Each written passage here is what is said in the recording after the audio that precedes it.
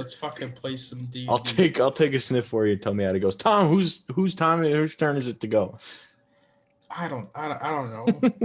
Last time I think it's Ave, I believe. No. Jared, okay, Ave got the nose goes. Jared already started, so Jared just Yeah, keep it Jared. going. Just yeah, keep it going. Last time on Dungeons and Dragons, we cured all the prisoners of their weird mind-melding devotion to, what the fuck is her name? I have it here somewhere. Avandra. Skyn Witch or the Yeah. Avandra, whichever. Skyn Witch and Avandra, whichever one has the power with them.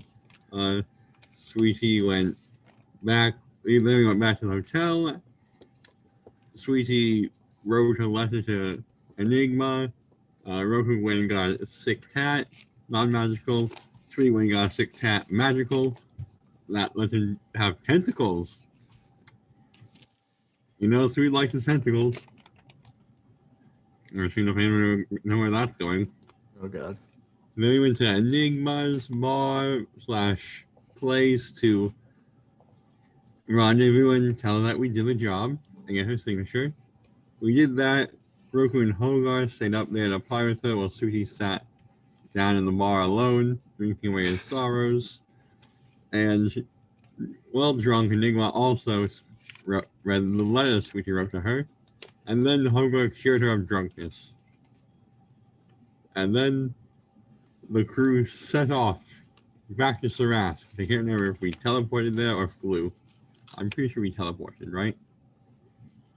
I don't remember. And then after Teleported to Zarask and flew to. Yeah. After setting up more tank stuff and putting up sconce that caused a big robot with one eye to appear in front of it, we flew off.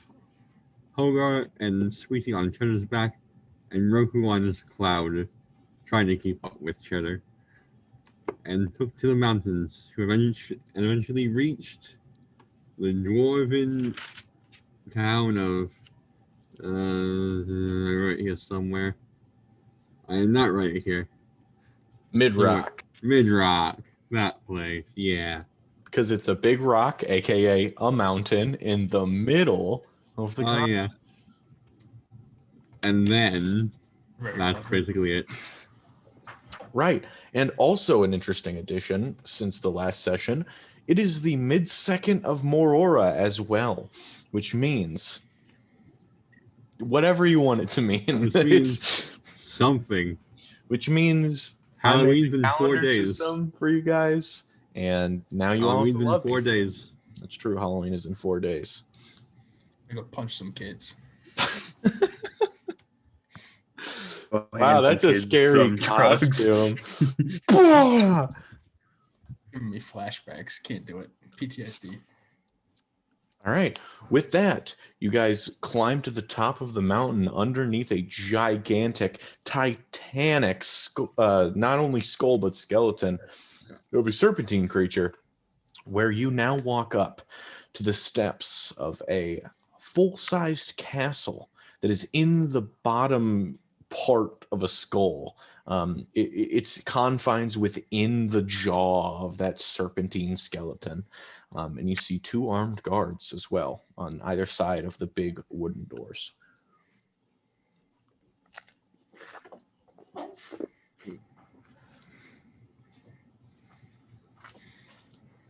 What's the plan? Talk to the king. Yeah, I'm gonna walk up to the guards. As you start to approach, you sort of trounce your way up the stone steps, and they sort of like both of them armed with these sort of pole arms and large weapons to keep people sort of at a distance. They, I'm afraid we can't let anyone in. Who are you? We don't get many visitors up here. Roku, Sweetie. Hi, we're from. Well, a good chunk of us are from Trusk. Yeah. I don't know if you guys have heard about what's happening on like the surface or outside of Midrock recently, but there are like demons invading from Sarask, and so we liberated Sarask, and now we're trying to like bring all the towns together and form like this Convi alliance type thing, and we're wondering if Mr. Skygrim Hammercrest. Skygrim Hammercrest would like to sign for us and Uh, join. The human who spoke to you before sort of starts to open his mouth to speak to you, but then the more volatile looking dwarf on the left side of the door steps up and goes, "Well, I'm afraid he's not talking to anyone at the moment. If you were from around here, you'd know that." And the other guard goes, "All right, Eddie, let's calm down." Yes. Unfortunately, Mr. Hammercrest is not very keen on visitors. Can we arrange an appointment or a meeting? I don't. He's gone into a bit of a depression, I guess. He's given us explicit orders to, keep people out. What's happened, if you don't mind me asking? Or if you can answer that. The volatile dwarf on the left once again bears his weapon. I don't think you have the place to ask. Eddie, I need you to take a step back there. And he he's like, and he adjusts his shirt and backs up. Well, he's taken a bit of a favor to the bottle as of recent. I'm afraid we don't know what else afflicts him. We know he's always had troubles with some memories. I think he was a soldier. Killing people took a toll on his mind.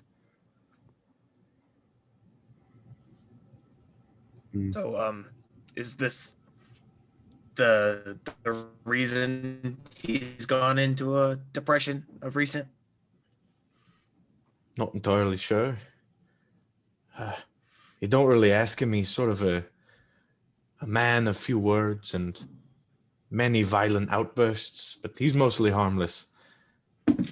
Although I did get pegged with a wine glass once. That still got the bruise from that. Does he have any other members of his? What type of government do you have here in town? Does he have any like secretaries we could speak with, or? And they sort of look towards each other, and the other dwarf who's kind of still steaming looks up. Actually, we're not entirely sure even what kind of government this is. I don't know. He sort of in there. He just sort of makes the decisions. Are there other types of government? Not familiar. Well, there's the one person who rules everything, then there's two people who rule everything, and then there's a lot of people who rule everything together. No, it's mostly just him. Well, Sweetie here is pretty good with minds. He could act as our sort of therapist. So maybe we could help him out. You see the previously referred to as Eddie steps up and goes, so you're gonna throw some trickery at him, is that it, huh? You're gonna razzle dazzle your hands together and Eddie, I'm gonna need you to take a pill, please. Sorry, we don't get many visitors up here, as we previously stated. General. I'm afraid, while I understand that would be the best for Skygrim, I just don't think that he'd be happy letting people in. He gave us explicit instructions. You can tell him we snuck in.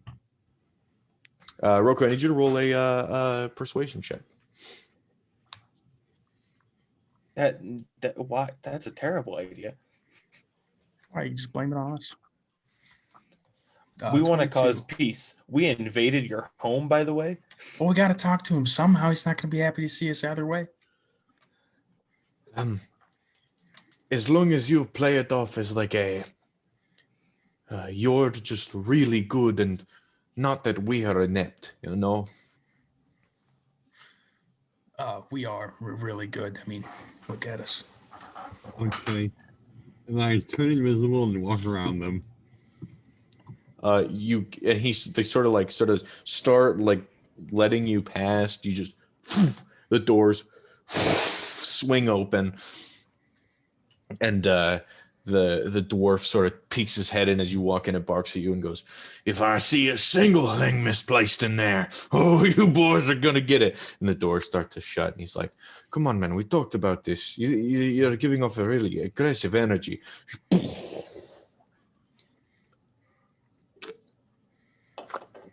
There you see the sort of entryway of this castle. You see stone staircases and hallways leading out in all directions, just spiraling out into an infinite possible directions.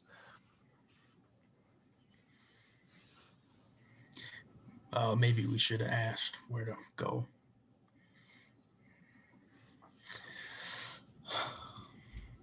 Perhaps. I'm just going to start heading off. Can I to... hear anything? Roll perception check. Any of those who wish to perceive. I'm not very good at that, so I'm just going to... I don't know what I'm perceiving. Nice So. pizza ball, 25. Okay. Well, I'll say with that, you can certainly hear a very specific smash of glass onto presumably stone floor. Just scatters as you hear from the second story of this castle. My motion to follow me and walk up that way. Presumably uninvisible at this point. Oh, it only lasts a round. Oh, so only yeah. 6 seconds on invisibility. So yeah. And then head upstairs. All right. Sneakily. So you're attempting to stealth. Roll me some stealth checks. As it's a pretty low stakes stealth situation, but just to give a general vibe of the group. Dude, what the hell? I rolled a 19 and an 18. 21? 22. All right, I was reading stuff. I have no idea what I'm rolling. Stealth check. Roll with disadvantage because I'm a clunky boy. That's still +8 for a dirty 20. Wow. Just the oddly stealthy group of you all start to slowly perch up the stairs. Absolutely no creaks in the floorboards as you step up the staircase.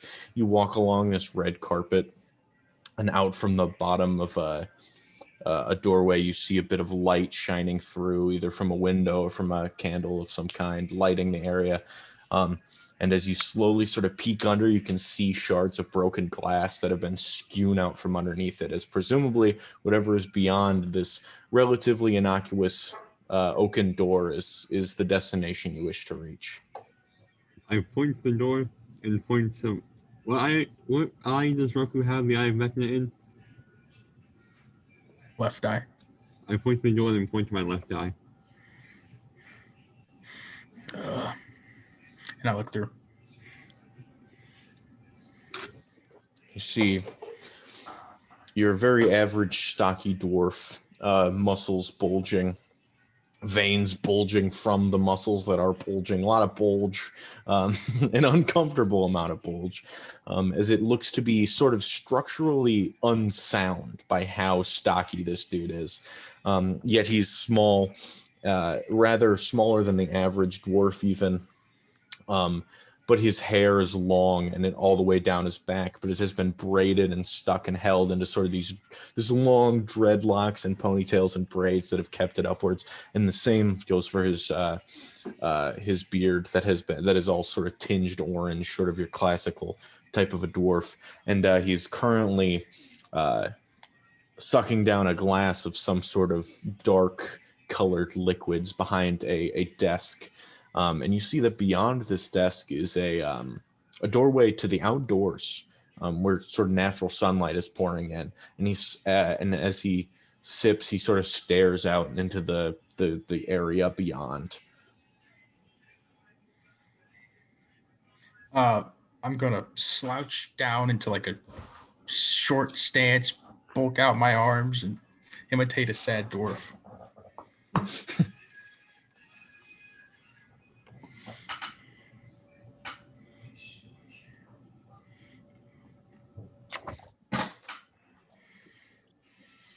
Is the door locked by any means, or is it just? Well, I mean, you can certainly try the door if you wish. Can I? Yeah, I'll try the door. You sort of go up to jiggle. All of you sort of like sit and watch as you carefully, slowly try to. I'm on the roof or ceiling. Unfortunately, it's locked shut. You try to jiggle subtly, but you can't open it.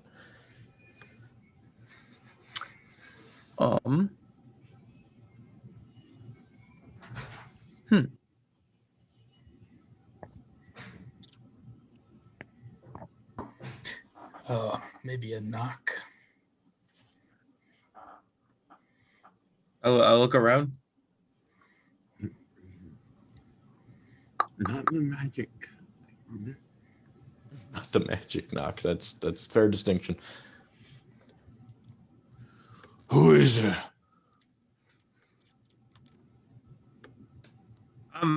Hello. We'd like to speak to you. Valen. Eddie, is that you? Who? Those dumb motherfuckers. I told them not to let anyone in. Who the hell are you? How do we put this? Peacemakers? Is that the right term? A small pause, and then you hear, these fucking guys. All right, I'm coming. He sort of reaches up and grabs the doorknob as he throws the handle out of the way. He stares at all of you now, and the stench of this pure alcohol, just like hand sanitizer right up the nose, just hits you in the eyes, almost makes your eyes water.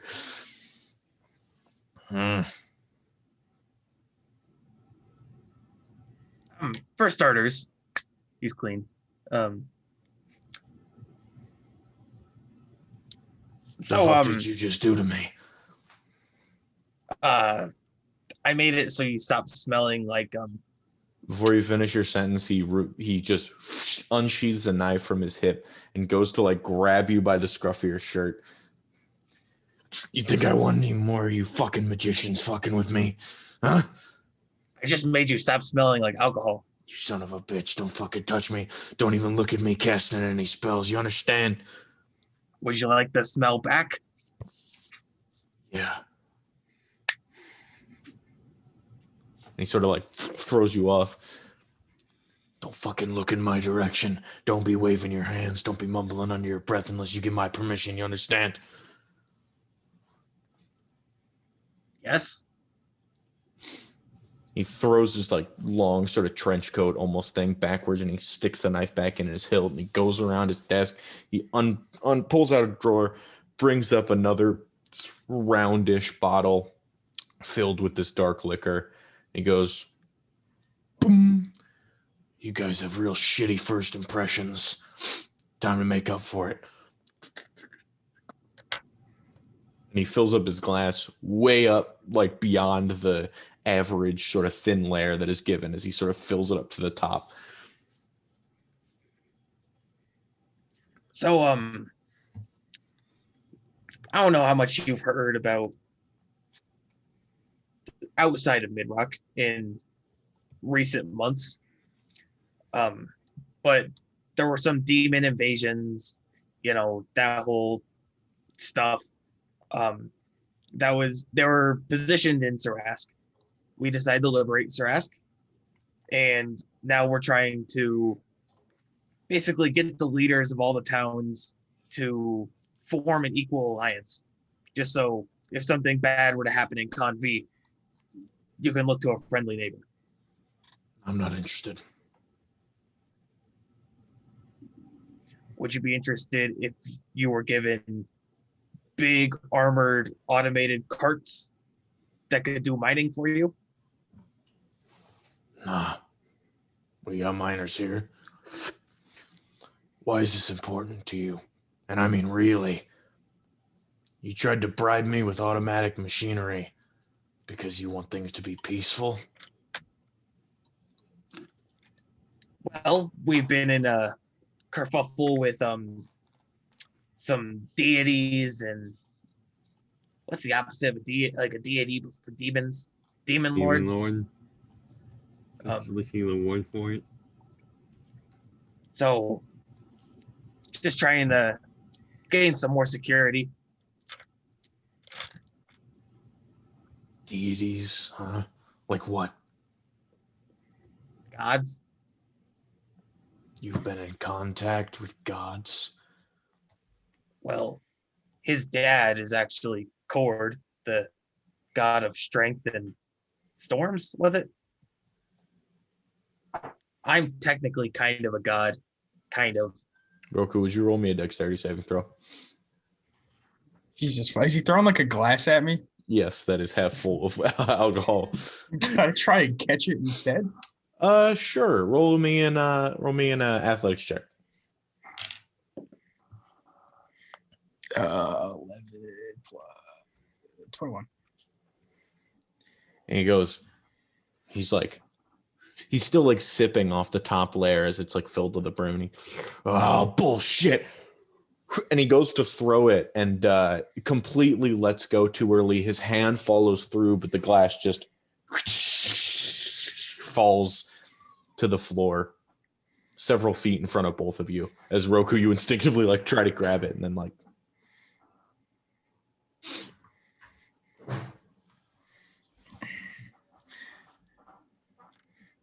When was the last time you were sober?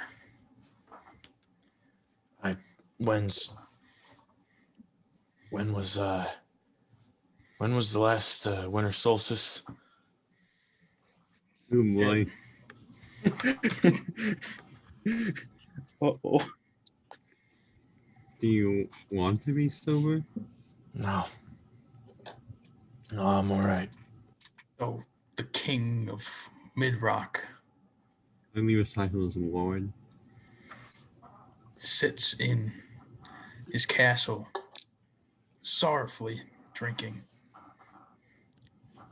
I make decisions for the people. What I do in my free time is none of your business.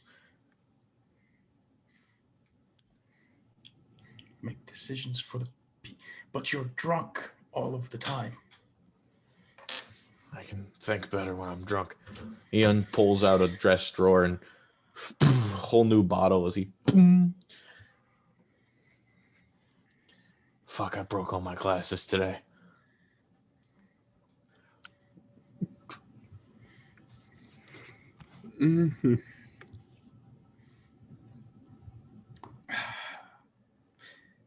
So, why are you so against this alliance? Because you think that any of these other neighboring towns give one single damn about a bunch of dwarves living in a rock? I mean, a lot of towns have already signed on, if that's what you're asking. Like who? We got the Raven Queen, Brighton. We have Chief. Brighton, Skotua, Waterfront, and Trusk. Now I know you're fucking with me. If you think the Raven Queen would agree to any sort of thing like this. Show him I- the document. I pull out the document and like from a distance, Sure. kind of just show him. I don't want him to grab it because his hands are probably sticky with. They very much are. I mean, anyone could have wrote that. Is it even still called so to not the fire guard occupy it? Did they change the name or is it still? What are you talking about? What? Fire guard? Yeah. What about him? Have you heard But of they them? own Skotua now. I heard that residually. Chief Posar signing next week. Mhm. That's not. They're from down south, so we don't claim them. Also, along with this alliance, you could move more freely and trade with other towns. We're the dead center of this nation. We lead in mining and agriculture. I don't need anything else from any other towns. I certainly don't need anything from you, frankly, blasphemers talking about any gods in any sort of way. Are you a worshiper? I was. See, you and I are alike then. Yeah, I don't go around claiming I'm the son of Moradin, do I? But What I did you am say? the son of Cord. Yeah. Can I hurl like a lightning bolt just out his window right past him? I mean, do you have like a spell that you could technically theoretically do? something like- Yeah, lightning bolt. Okay, you want to hurl a light? You say bolt out the window? Torm is who he follows? No, he said Moradin is he said in I Okay. mean he doesn't technically hasn't said anything about who he follows. He just said I'm if you're Cord's son, then I'm the son of Moradin as well.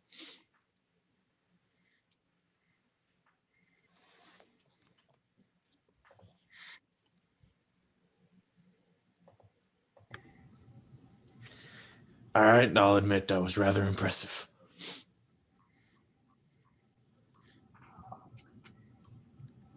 I am the son of Cord.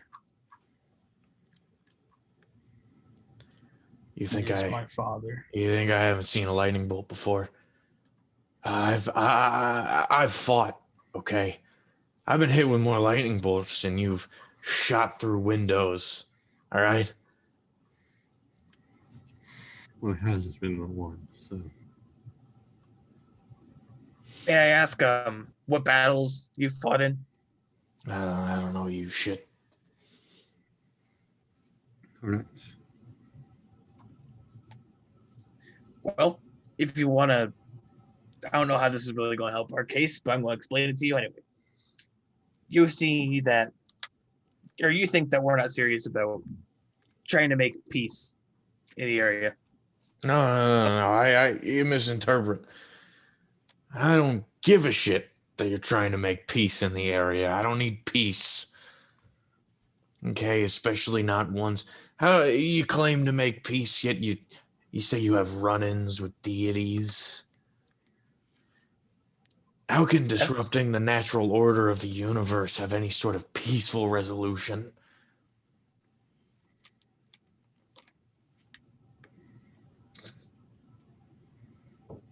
Someone tag me out. It's not that I there, would tell you what, it's not even worth it, Expecting- sweetie. the natural order. It's trying to encroach into the mortal plane. So what? I need a bit more of their influence these days. We all do. Look around. There's hell in a handbasket here. You think if Cord was running around with us, he'd let a bunch of demons invade where you claim they come from? No, he would have smitten them before you guys did. You think Cord cares about you? I think he certainly used to. I used to go out to that garden every day, and I would pray, and I would lead this city with the answers I found there. All right, their divine essence used to charge the rune slab, give us all the magic we needed, but it's out. It burnt the fuck out, and I can't come back.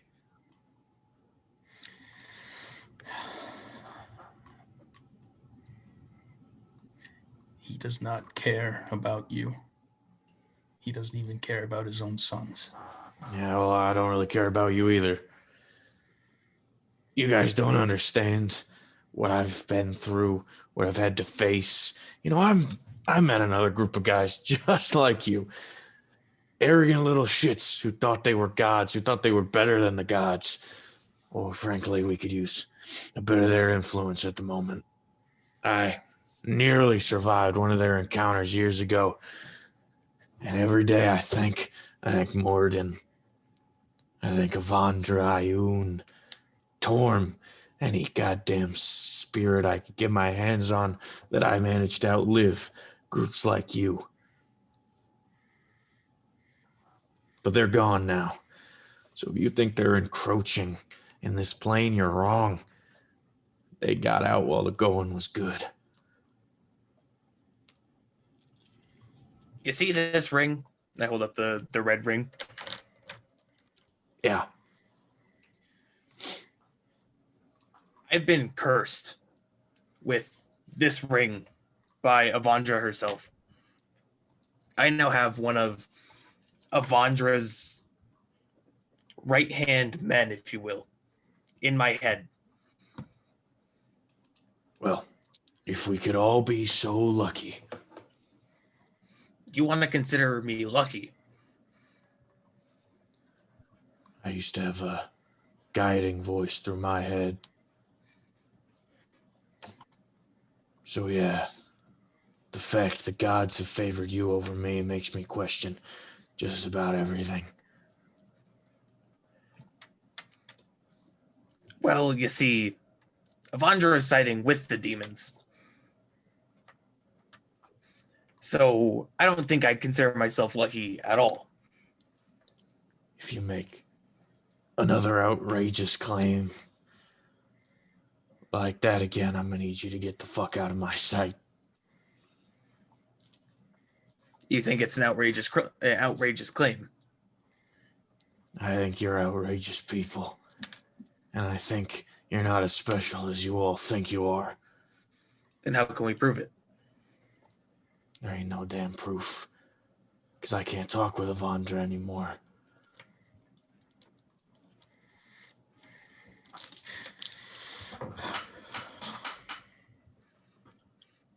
Is there a way we can prove it? I don't fuck it. You're the one with the claims. You tell me. Yo, homeboy.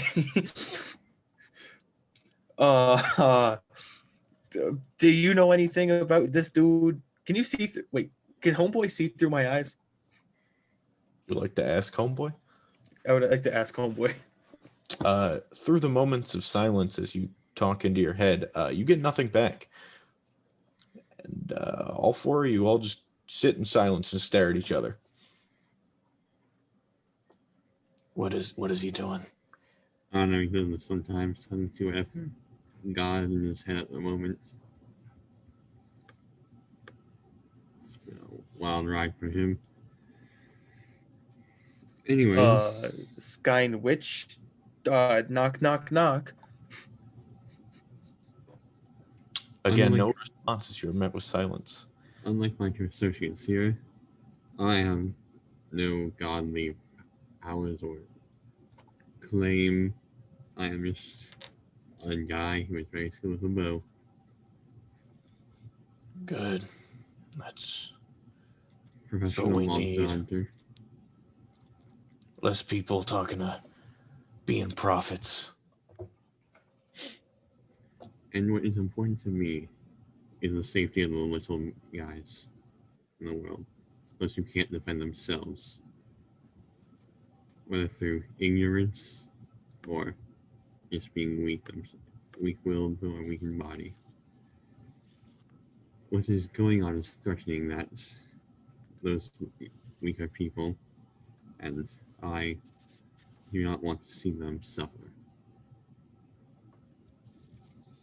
Right. And what exactly is going on? You say the gods encroaching on our territory. Many gods are trying to reach the mortal plane for various reasons. Just because something almost did it over in Titan.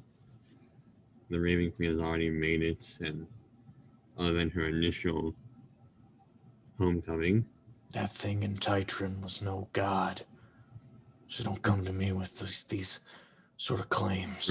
right, not a god, but some otherworldly entity that inspired the gods to try and move into the mortal plane. We keep rounding out this argument. Because frankly, if the gods were to come, I'd welcome them with open arms. All right. Well, I And- suppose we could tell you that we want to bring Cord into the plane. Okay.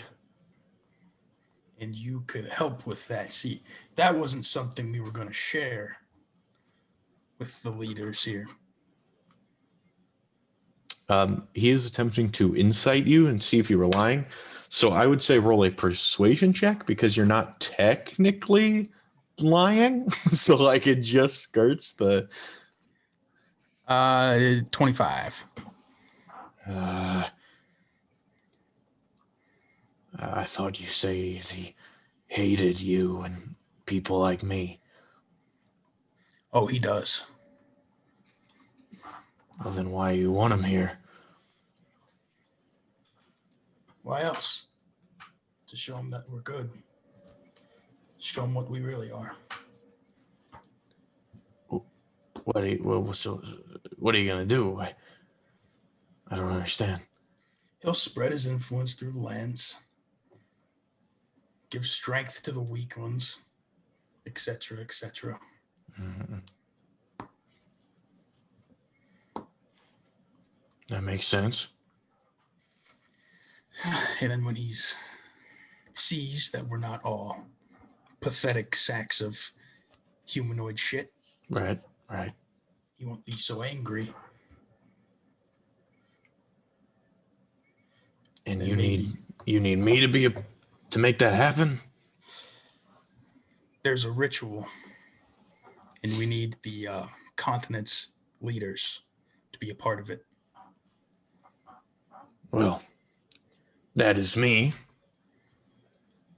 What do I have to do? Show up when we call you, and that's it. And how are you gonna call me? I would say magic, but you seem rather offended by that, so we can just send a letter by I giant bird. said there's no mumbo jumbo at me unless permission is granted. But I'm afraid magic in Midrock is a bit faltering at the moment. What do you mean?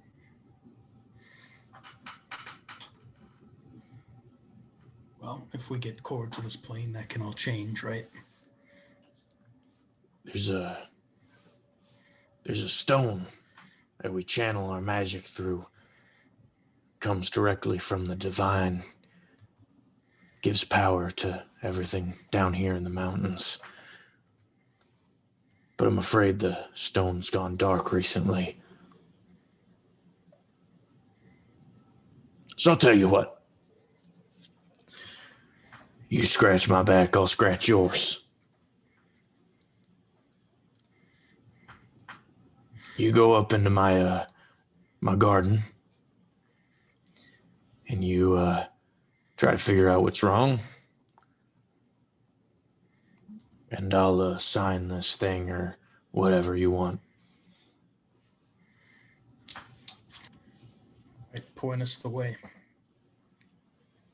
And he sort of, as he's sitting in a swivel chair, he sort of like shoves himself out of the way and swirls, and he points to the door directly behind him, leading outside. just up on top. Are there any dangers we should be worried about? Don't think so. It's his garden. I wouldn't expect there to be. Well, if we get attacked, you're going to eat your words, Hogar. And If we get attacked, I'm going to shoot the monster. Foolproof strategy. It's what I do, Roku. It's what I do. So, Nice cheese. I'd appreciate your help. Oh, and if I can offer any advice in the future, you two should talk more. And he points to Hogar and Roku. And not you. Not you.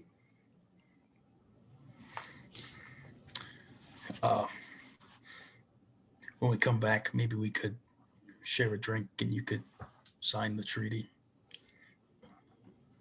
We certainly will. If you claim to be the son you are, then maybe this whole thing will be right up your alley. Oh, you have no idea. I'm going to start heading towards the garden, whether I got to go out or through that glass. I don't know. You sort of walk around him to the door that's directly behind him. And as you sort of step out back, he's sort of nods to you with the bottle in his hand. And he sees Hogar and he nods to you with the bottle in his hand. And he sees Sweet and he's just like,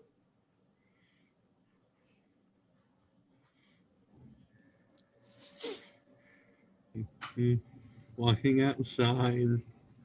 as you guys step out, you are now, as you shut the door behind you, now outside once more. And you see the castle sort of fuses against this skull. And you are now on the inside of what used to be a great serpent, but is now bone. As you see luscious grass and flowers and giant hanging trees are now scattered throughout this shadowy interior of the skull of this serpent. The only sources of sunlight coming in from the sides where the bones sort of have sort of gaps between them, the two eye holes that are now crevices letting in the sun directly, and the nostrils of this giant beast. And through it all, you see this grass path leading you up to sort of the nape of the neck area, the very tip of the top of the skull of this serpent. And there's a stone staircase that I assume you all enter. Yep.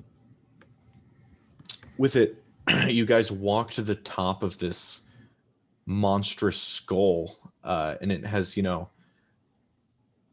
that's sort of bony carapace capacity. I mean, it looks to be almost impossible, but now that you're up top here, you understand the absolute monstrous size of this creature.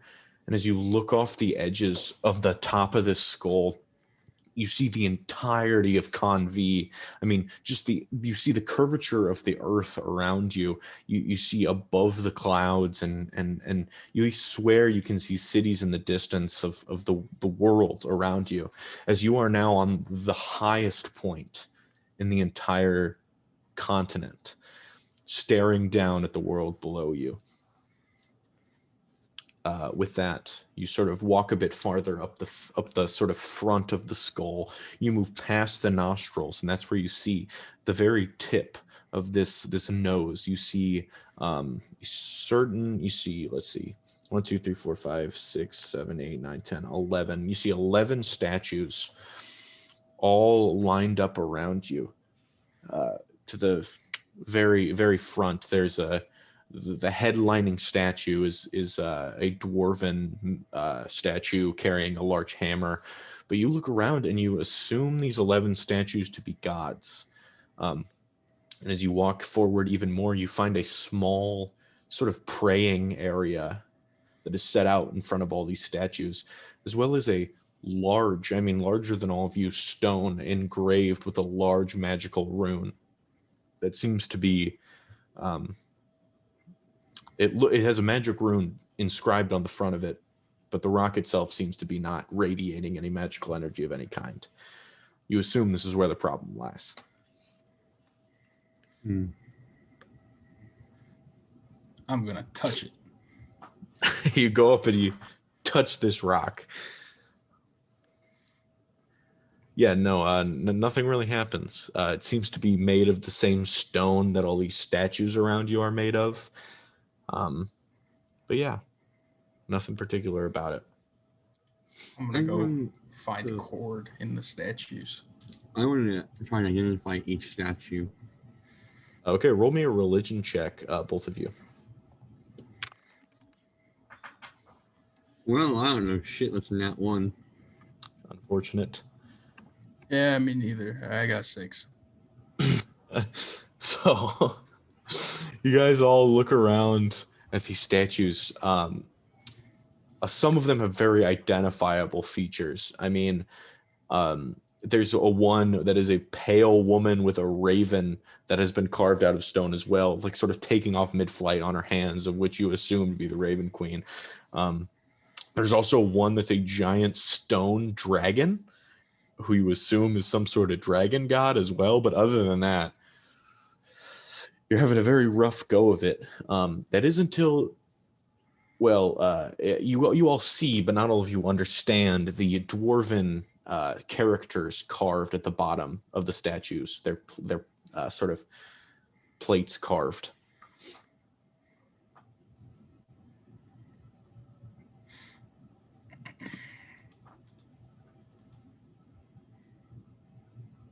Wait, are you saying there's like dwarven Writing. writing or dwarven like? Each Okay. statue has been labeled in dwarvish. Unfortunately, neither of them know dwarvish. Yes. Well, languages. I know common halfling, which means I know dwarvish. So let me read it. The sort of everything unscrambles here, and I guess I'll sort of I'll try to just show. It's easier than describing. I'll just share my screen of this everything that lies around here. So yeah. So here you have this sort of central. This is at this top of the snake. This is where you guys came from. These are the eye holes of the snake here, the nostril holes here. But yeah, so here we have Avandra, right here, Bahamut, Corellin, Erathis, the Raven Queen. At the very front, Moradin. We have Paylor, Sehanine, something like that. I'm not sure. It's the goddess of the moon. We have Melora. Over here we have Cord, very like sort of Zeus looking in this particular statue, and then Ioun on the far right. Can you go over that one more time? Label each one of them one more time. Yeah. Avandra over left. Bahamut. Corellian. I don't know if it's Corellian or Corellin. Here, let me look here a second. It is Corellin. And he looks to be some sort of elf-looking guy. Erathis, sort of carrying this like pot. The Raven Queen, Moradin. We have Paylor here with some sort of staff. Sehanine, Sehanine, Sehanine. And then Melora, Cord, and Ioun. All right. And that's sort of the alignment of each statue. Because the rune say anything in dwarvish? It's just all their names. Does the rune in the middle, this big rune? The rune in the middle mean anything in anything? Even with your comprehend languages spell up, it doesn't seem to be a language of any kind. It seems to be some sort of magical thing. You could try to decipher it if you wish. That would take an Arcana check. Yeah. Are there any like channels in like the skull or like the garden? Are there any like channels to like the statues or anything? Like something the sacrifice take place and blood like seeps into it. Roll an investigation check as you're staring at each of these nameplates. You can take a look around. That's a 7. You're sort of looking around. You are in like the highest point and thus one of the coldest points in the entirety of Con V. There's a lot of wind that's not filtered by any sort of like building. So it's hitting you right in the eyes and you're like sort of staring at everything. The sun just pouring in on top of you. So yeah, no, you don't find any channels. There is sort of just this sort of just clearing in front of the main statue in the center of all of this that seems to be some sort of communion area, but no sort of secrets held here. I want to try and investigate the room in the center. Yeah, go for it. Roll me an investigation check. 21. It looks to be a large rock without this whatever magic that used to be on it. It just looks to be some slate. But that being said, it is actually sort of thicker than you thought, and it looks like the top has sort of a line around it that looks like it can be opened, but you don't know if you can, as the stone seems to be sealed shut. Hey Roku, is anything in the stone? Is anything in the stone? As you gaze in through the center of this stone, you see a swirling mass of black magical energy that is stuck within the confines of this rounded edges of the stone. Well, there's energy in the stone, but it's stuck. What does it look like? Good energy, bad vibes, good vibes? What kind of vibes does the energy give off, Rick? Roll me an Arcana check. Roll me a vibe check. Was this that? I I'm also believe going you meant vibe check, and I rolled a 4. Yeah, it's black and swirling. I mean, it's not necessarily helpful looking. Whoops. Fucking learn how to spell. I'm gonna repeat that back to him exactly. It's black and swirling. It doesn't look helpful. All right. Look, the quandary is if opening this would release that black stuff and let the magic come back normally, or if it would release that black stuff and fuck everything up and maybe attack us. Can I detect magic? This to like maybe understand the school of magic, like. Okay. Yeah. So your eyes sort of blank over white, and the entire world around you becomes sort of tinged in this blue. And it seems these statues are not magical in any way. Regular ass statues made out of stone, nothing weird.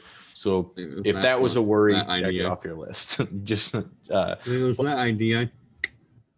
The sort of indentations that are carved this stone are faintly residually there. It's like something was there, but it's not anymore, which fits the thing that that Skagrim told you. But as you try to determine it, it doesn't glow a particular color of magic. It's not a certain type. It's just magic incarnate. It's not, it's not identifiable. But there is a bit of hinting of something deeper within the stone. Can your detect magic go through objects, or is it just? It's like a foot of stone, I think. It's kind of like the X-ray where it's only can go through so much. I just closed it because I'm a fucking retard.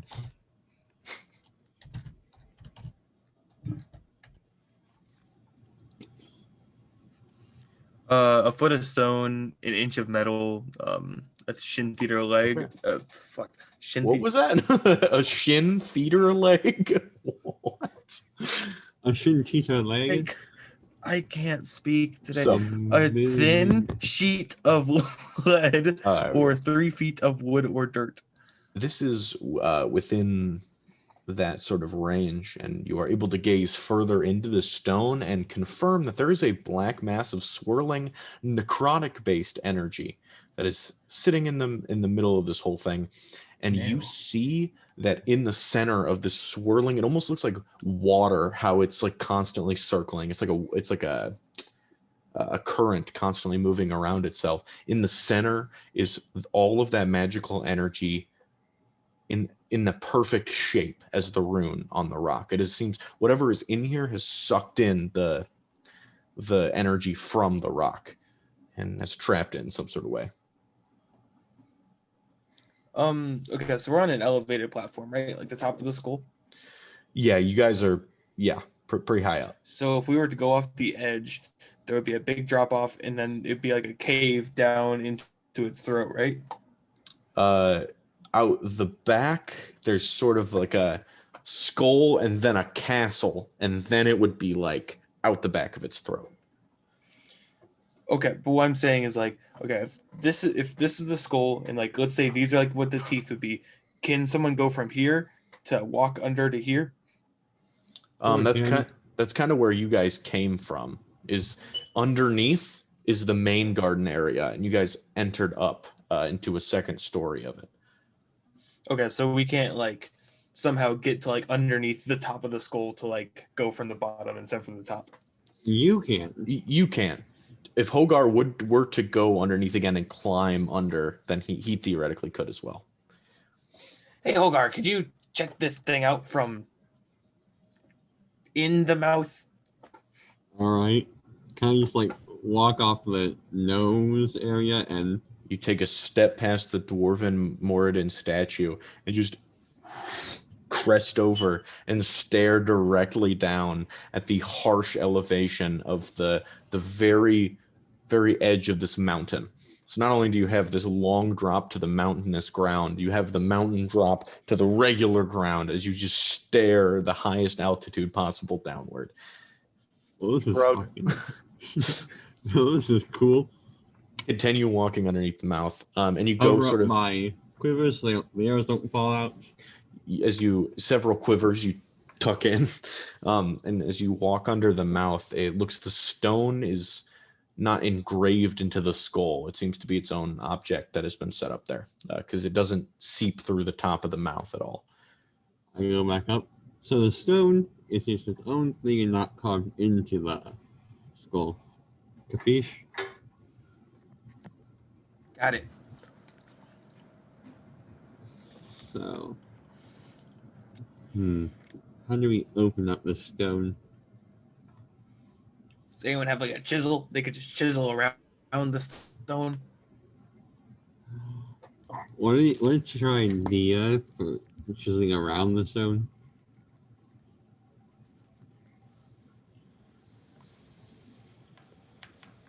We could pick up the stone and release the energy.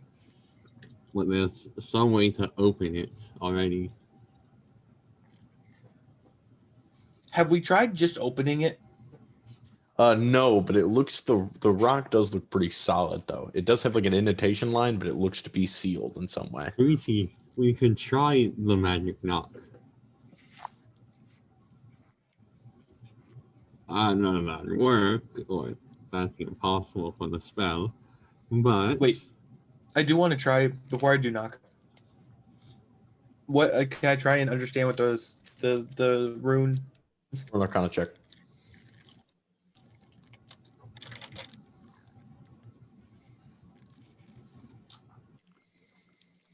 $18. This looks to be some derivative of giant writing, like runic magic, like Ferris had, as well as dwarvish, sort of spewed together. Which it's basically this rune means life or giving something life. Perhaps even imbuing with life. That can mean a few things. Do you share this information with the group? Oh yeah. Does that mean we have to heal it? Like, Resurrect it, awaken it.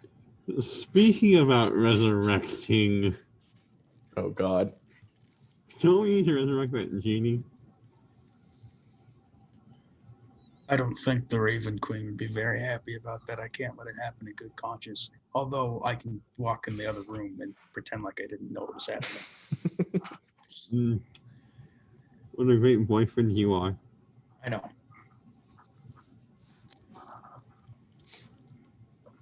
So,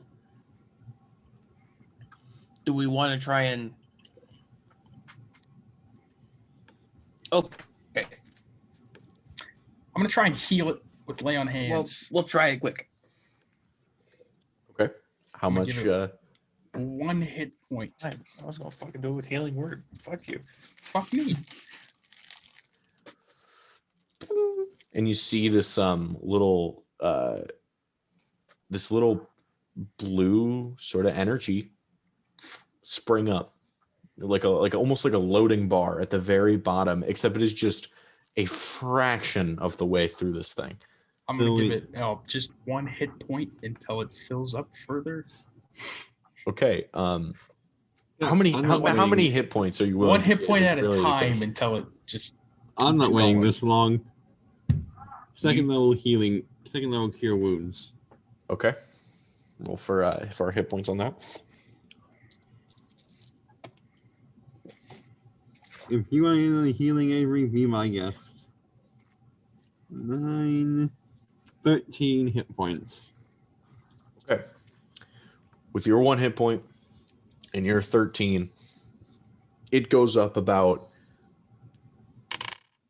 not even a fourth of the way. It's just little bottom part of this rock. Just throw it all in there, Roku. I continue to give it 1 at a time. Second level cure wounds. I mean, how much would you, I mean? It's I'll not do 20. I'll give it 20. 20 more. Okay, so how Yeah. many is that total? 21 40. plus that 13. Oh, Nice. 34. 34. Thank you. Took me a while. Brain's a little fried. 17 hit points from me. Okay, that's 51. The top portion, the little lumps parts, and a little bit of the stem downwards are still showing, but you have it like 2/3 of the way there. I'll just start pumping hit points into it with lay on hands.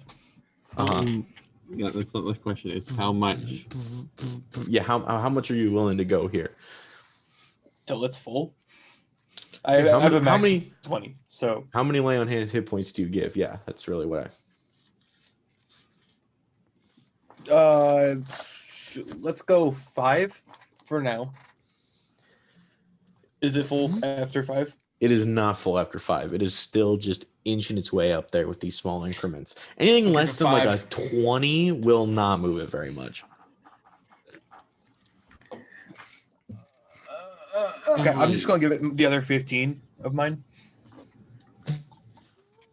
And it fills up, and just the little corner, just a little corner is still left after Sweetie gives all the rest of his hit points.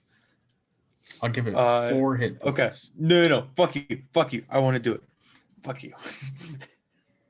That you Whoa. decide amongst You hear it. yourselves who Go. gets to do what's next. Jesus Christ. All right. Do what you must. You mean Whomever. healing, Avery? You guys. No. What? You're glitching. What? You're cutting it Who- in and out, Avery. Yes. Who is going to do the next thing? You cut the He's fuck out. got it. Okay. Tom. Oh, for Christ's sakes, just throw 5. Okay, I'll give it 4 hit points.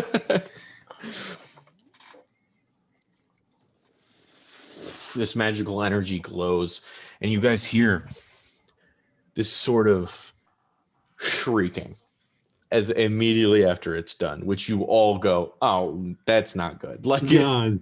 it's not good shrieking. It is Draw the my bow. kind of shrieking. and suddenly emerging and landing on top of you is this black swirling spirit that has now revealed itself, crouched, its knees upwards, its hands stuck down between its legs like a sort of primal position.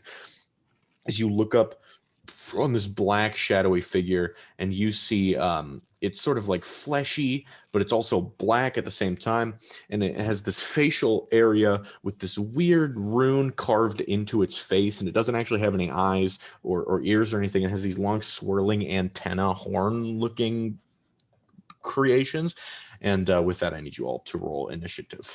Jesus So this Christ. is what I'm killing today. I told you it was not going to be good. Yeah, I knew that. I know you said that. Wait. Nice. How many hit points did we give it? Like, I mean, 75. No, Did my count it's right? a lot. We gave it quite a Because bit. I we- gave it. I'm pretty sure Are you looking 75 for, is my like, count. how That's many correct. you gave it, or how many we totally Yeah. gave it? Like we gave it like 80, so it has at least 80. We gave it like hit points. 75. We gave it 75. I counted. It was about 75. You guys went, I think, exactly 85. If I may have counted wrong, but there was some discrepancy with the 4 hit points Roku gave at the end, but it definitely hit 75 or over, because that was what was Well, I did 1 earlier and 4 to fill out that 5. But you said 51. Avery gave it 20. Ruby gave it 4. Yeah, exactly. So that's what I thought. Okay. Since you guys all gave it hit points, I'm putting you all against the stone. So What? this is Yeah. just perched up on a Jesus stone. Christ. That's a fun looking boy. That is a fun-looking boy. And with Definitely Ah, that, shit, I'm my next to the birthday stone. party. let's see, initiative. Okay, anybody above a 20? 24. Tom's face is just like angelic right now. It's just bright white. I'd be radiating. I'm gonna bring that angelic power to this fight. Were you about to Maybe say we're rah-rah? maybe we're not gonna fight this thing. All right, we're Really? not fighting it. We're gonna be best friends. Really? Anybody 15 to 20? Really? Okay. 10 to 15? 10.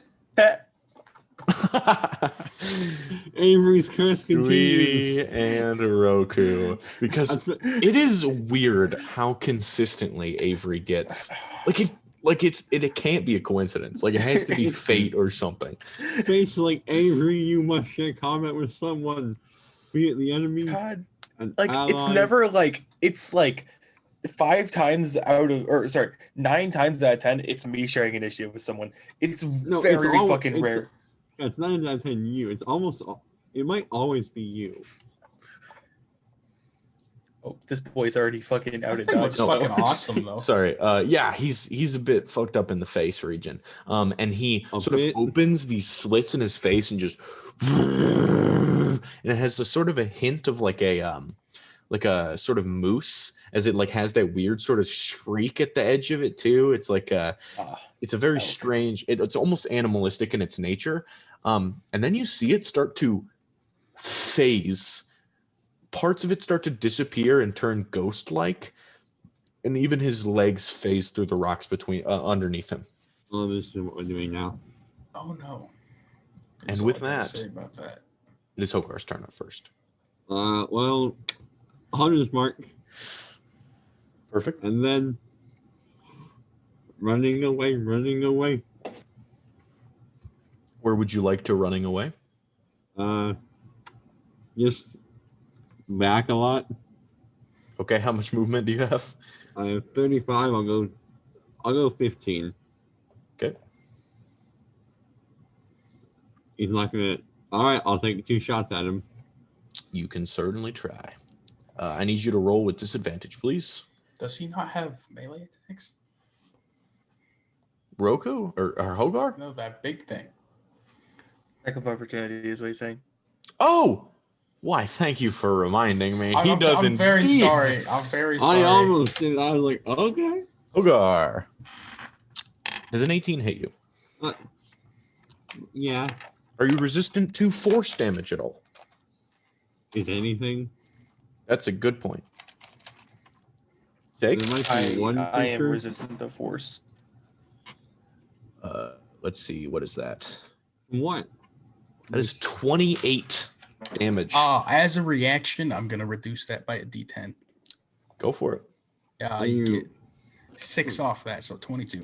You see, Hogar, as you start to back up and start grabbing out, this thing whips out a ghost hand that illuminates with blank energy that turns into a long knife. And as he goes, he goes to slash at you. And Roku, instinctively to protect your body, sticks his hand out, and the ghost blade just through his hand and stabbing slightly into you, reducing the damage.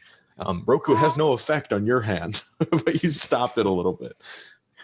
So attack with disadvantage. Yes, attack What with I have to do. disadvantage.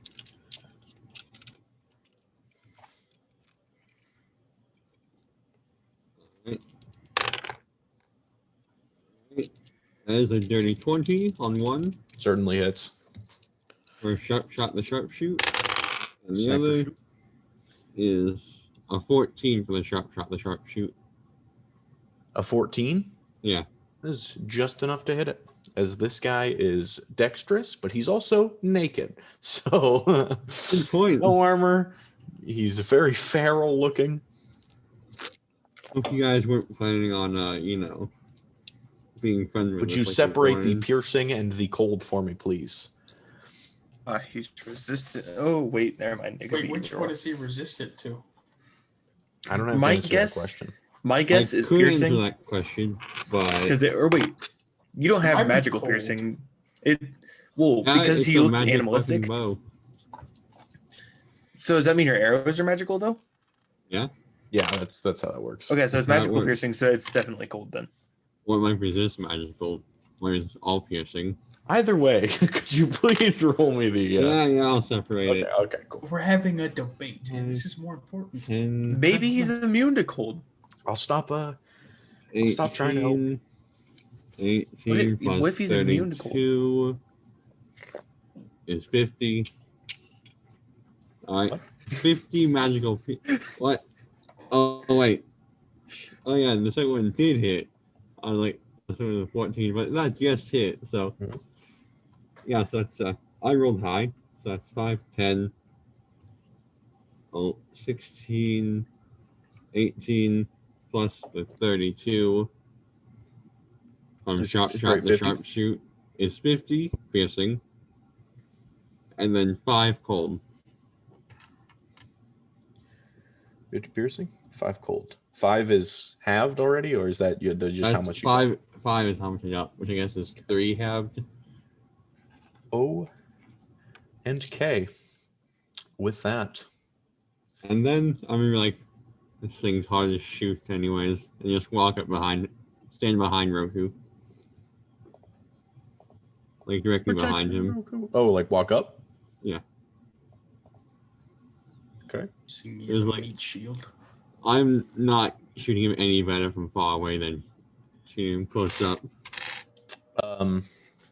He immediately is going to turn his other hand into a dagger, as well as his right and left hands turn daggerous, and he starts to phase in and out of this world, very ghost-like. And Roku and Sweetie, he's going to first attack Roku, and then he's going to attack Sweetie. First one is going to be a 25. Second one Sweetie, that is also going to be a 25. But it still misses because I said so. I disagree. Oh, well, Are any of you resistant to force damage? Is Yes, any- Always. I'm resistant to all damage. I hate all of you because Actually, I'm if I immune to try to ever damage. ask an actual question, actually 25 misses. So Why do you even ask? It's a Yeah. 25. that deals. Funny enough, Roku 25 slashing and force damage. Damn you. Sweetie 28. Why can't I get the 25? That's a nice number. No, it made me all whack. I wish I didn't have it. I wish I would And have had then 28. you Do I guys, switch? you guys see as he starts to back up and move away from you. He's hovering slightly off the ground. You guys can make opportunity attacks if you would wish. Oh, baby. Yeah. Oh, baby. Oh, baby. Do I have to make that disadvantage? You both have to make it a disadvantage as he is phasing in and out of the world. Golden Grabber. Ooh, 11 plus 22. 23. That Fuck you. hits. Oh, that also hits. That's with disadvantage for both of you. Yeah, I get plus 11 No, to my it wasn't. attacks. Okay. Good job, sweetie. Big fan. 13. Unfortunately, 13 is just below the minimum requirement. Great, I'll smite on my miss. All right, Fine. noted. That was a Roku, joke. Roku, are you smiting? Actually, yeah, I would love to. I'm gonna pump a level 1 smite. He is into him. undead as well. Okay. All right. Okay. This changes things. Not really. He's like, that much, never though. mind. Actually, can I get like a tier 5 smite in there? Okay, still gonna go with the level 1 smite. Do I need to separate any damage for you? I'm gonna do slashing from the axe. Is it magical? No, it is not. Well, then you're going to have that for me. So right at the top, he's gonna take 10 from aura and strength. So if you want, do your thing from that. And then 3 from the maul, if that's halved. Do I need to separate cold? Yes. Okay. That's going to be 9 cold or 5 cold. Okay. And smite is 13, 18, 22. 22 smite damage. Okay. You get the feeling that he does not resist this. The Resist smite. this smite. El Smito. Roku, as you tear into this dude with your axe, as you swing as hard as you can, you bring down this, that cackling lightning, and you find it really easy to smite right here. I mean, it just almost comes naturally as you're standing atop the world in all the glory, standing in front of the statues of the gods, the men and women you were meant to either fuck or kill as you stand upon this, and you absolutely just give him the business, but unfortunately it just slices right through him, and he almost seems unimpaired. Let's make me roll damage. And then almost. Yeah. And that is when you notice that he starts to sift back into the statue of Moradin, not only for cover, but slowly you see as the statue itself. Oh no. Fuck. Oh no. Shifts, and he steps up very slowly, It is so cool though. marching atop the stone. I don't know why the stone goes over top of him. We don't like that, but And it's on his face. Does he have the same symbol as that stone? what? Does the weird dude have the same symbol on his forehead as that stone? No, they look to be different. Okay. Is my hunting mark on the statue now? That's a good question. Since he's Say is the sure. statue? I will say sure. Yes. Party. Why not? What's his name? What the cow? What's his name? Cow pusher. Gerald. Guy. He would be so useful right now. Mhm. Drunk? Stone got shaping everything. He could Stone just, shaped. you guys all go, oh shit, he just possessed a statue. Freeze for a moment and look around at the 10 other statues that are surrounding you guys. Oh no. And that is going to be his turn as Oh no. it is now Sweetie and Roku's turn, so you can Sweetie, I don't really care who goes first, up to you. I was gonna actually say, I was like, shit, didn't Roku just go? No, actually, that was an opportunity attack. You go, because I'm gonna look up something. All right, sounds good. I'm gonna swing at this statue. At first, I'm gonna put Vow of Enmity on it. And do I still make this a disadvantage? No, it would just be oh, actually, no. When he's in his stony form, you would not make it a disadvantage. So you get regular advantage if you have your vow. Sounds like we're partying. That is going to be a dirty 30. Why is now this market music on? fucking hell. Yes, that And is. they- Yeah, you hit him. You hit him. And a dirty 20. Also hit. Even though but as soon as you hit this statue, you're like, oh, thank God, this is just rock. Like I can hit rock. Like that's fine. So on smite, is it going to do more damage? Unfortunately, not. As his Okay, I creature didn't think type so. changes as a rock formation. All right. I'm just going to stick to level 1 smites then.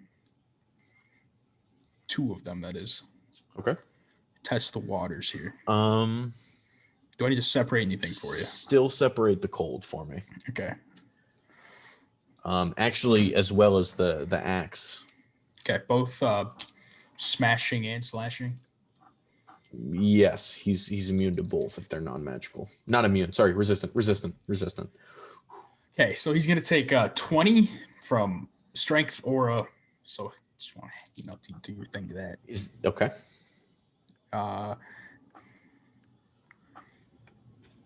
And 10 damage from the axe there. Okay. Then I got more for 14, 19, 23 cold damage. Okay.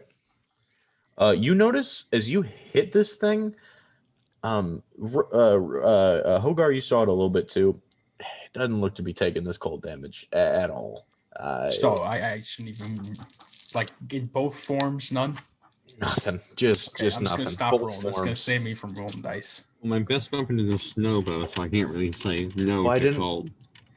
I didn't want to give away right away he was immune, so I gotta keep the history up a little bit. Well, It's let's gonna put either take way. 34 smite damage there. Interesting. And he's going to say, ouchie. 34, you said? 34, I said.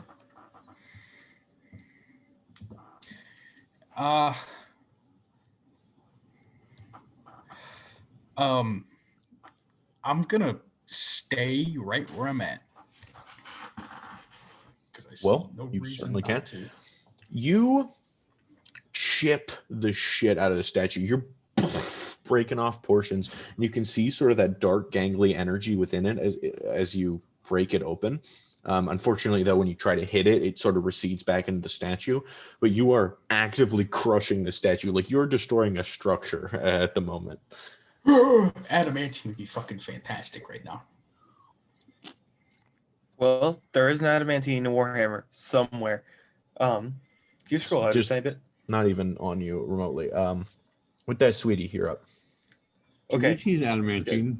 That's up. Start beating him with Sweetie. Yeah. Okay. I want to move him. Let's see. How so? How are you moving him? 10, 20. Okay. With my telekinetic grip, I would like to attempt to push him 20 feet back and 10 feet up. Okay, how do you move a creature?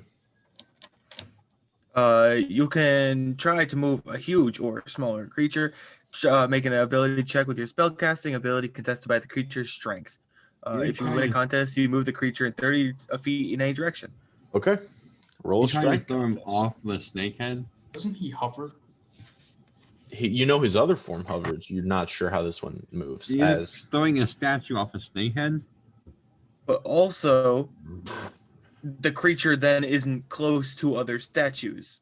okay, so he's going to roll strength. You roll a spell casting. Yeah.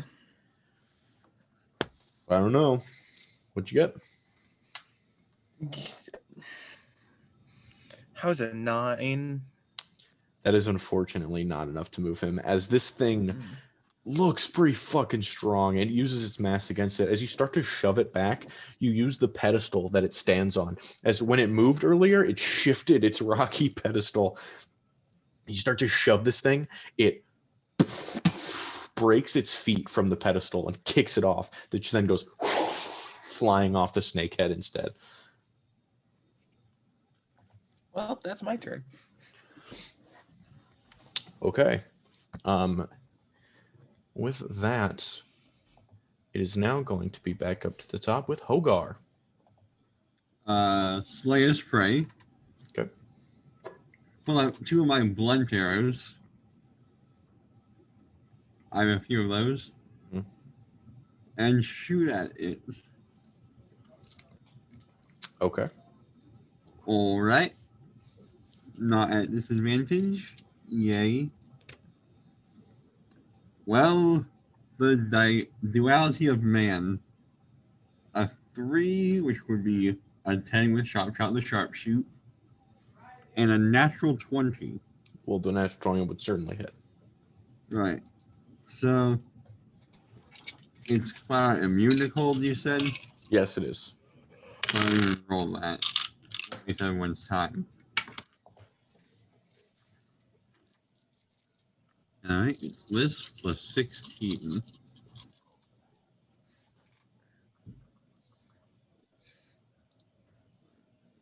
10, 20, 28 plus 16. 44 bludgeoning damage. Okay. You just hit this thing in the eye, and it just cracks, and half a dwarf head falls off. He's looking rough, but he is still in his statue form. Is that your turn? Yeah. And he will activate himself as a statue, and he is going to look over to Sweetie, who seems to be the smallest one, and attempt to throw him off a cliff. Even though Roku hit him pretty hard, he has a personal vendetta against Sweetie here, as he's going to make his 2 slam attacks against you. He's pretty slow, so the first one's going to be a 12. Nope. But the second is going to be a 22, as Nope. he picks up the hammer no. and brings it down and misses. And then as you dodge to the side, he just rips his hand off the statue's hammer and just it slaps you with his giant rocky hand. I am going to pull up a dice rolling app, as that is a lot of dice to roll. Does not sound good. Sweetie. I'm going to use my reaction to reduce it by D10. All right, roll that D10. 7. Okay. So that's 42 damage. Minus 7 is going to be 36. 35. 35. 35. You're welcome, sweetie. I'll be out here supporting my homies. Oh, yes. Homies help homies. And with that, it is going to move on to Roku and Sweetie's turn.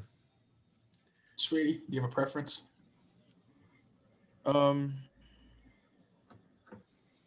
No. Not really. Okay, I'll go first. I'm going to swing at it twice more. My vow's still up. 21. Yep. And a 27. Yeah, certainly.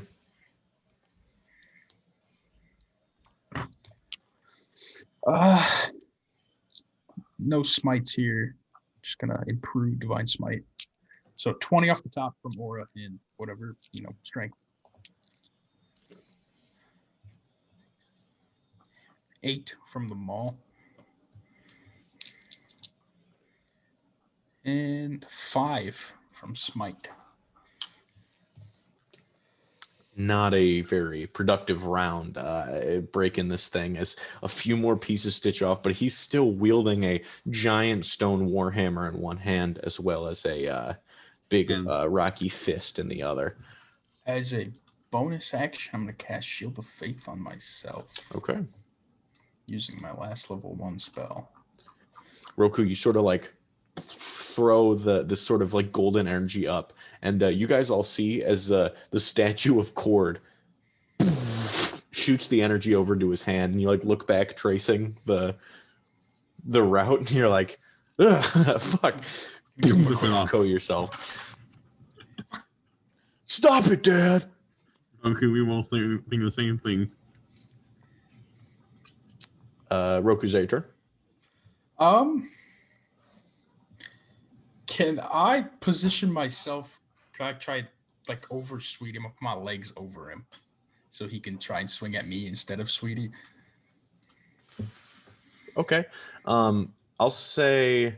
Like he's not how he can move through our spaces. Yeah, I'll say Sweetie has to be the one to initiate it. So you can certainly, if you guys, since you guys are uniquely positioned in the same initiative order, I'll say that Sweetie can choose to move under you as well as you can choose to move over him at the same time. Perfect. Not that unique for Avery to be. That's fair. It's not that unique, but and with that, Sweetie, you're up.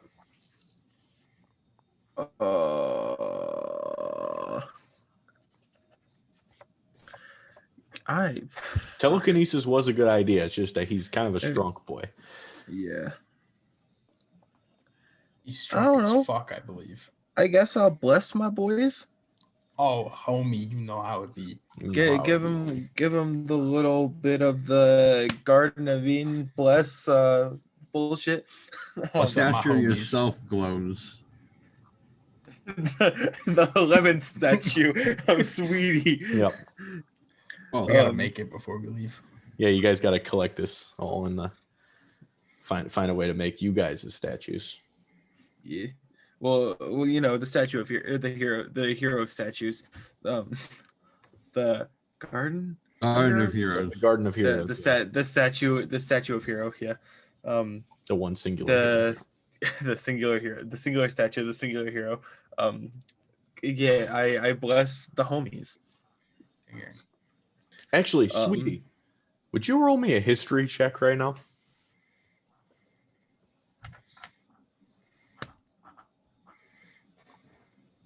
$15. You can add your no, you can't add your bless to that. Okay. The thought of making a statue for yourself comes to your mind, and then you remember the whole Garden of Heroes thing. It was a huge, it's talked about even from the other continent. You've heard of it. You think Skagrim Hammercrest he's from Titran and like directly related with all of that somehow. Yeah, he mixed up in there somehow. You don't remember where he's at, which side he's on, but he's from there for some reason. Anyways, I just thought I'd throw that in. Anyways, bless. Was he a character last campaign? He was a character last campaign. Was he the guy with the Dragonborn wife? No, you guys didn't necessarily talk to this guy. You encountered him probably 3 or 4 times, but his name was told to you each of those times. But I wouldn't necessarily expect you guys to recognize this guy. But yes, Yeah, I fucking don't. Point is, That was an entirely new character. I was thinking Red for a bit there. I was like, oh, boy, Red like was Red. the guy who had the red Dragonborn wife. How did I forget that? He's red. His wife's red. My boys are feeling the wet sloppy fins of my homies called the Kutoan. Ew, I don't want it. every time Real you go to uncomfortable. attack or make a saving throw, you just feel fins guiding you in the direction in which you want to go. Sweetie, is that your don't throw turn? me off. You want to move or Yeah. My move was taking a singular step back to allow Roku to Okay. cover me. But yeah. Oh no, I have no cover now. Okay, yeah, Hogar. Actually, you are up, Hogar. Oh yeah, I am. Mhm. I take out 2 more blood arrows and shoot this bastard twice in it. They're not really the face anymore, so The crumply I'll hit face. off the other part of the head. Right. All right. Roll the sharpshot, the sharpshoots, and one's a 15. And the other? The other one's a dirty 20. The dirty 20 will hit. The 15 unfortunately sails past him and off the edge of the entire world at this point. Is it just... That's why his AC is so low, because he goes into a statue and he becomes strong. 13 plus 16, 29. Oh... Bludgeoning damage of Okay. a magical variety. You just sail the first one past him. The second hits him dead in the center of his beard, and it just ding, the rocks all crumple away. We're gonna need to apologize for that, and all the other ones we're gonna probably destroy. I just realized I forgot bless you on that first attack. I apologize. Oh, I'm gonna use bless. Shit. you can use roll. Tell me what you get on that bless. Roll bless for that the first one, sweetie. The first one will be a 2. Unfortunately, no, that 17? would not have made it. 17 would not have made it. He as a statue, his armor class is 19, which means if you rolled a 4 there, you would have hit. But unfortunately, So close. you do not. But he is back in his ghost eidolon form, and with that, that's there you go. Right, you can write that one down if for Hogarth's it's notes my- or whatever. Bonus action, and I choose to use nothing. Okay, perfect. So that is going to be his turn, and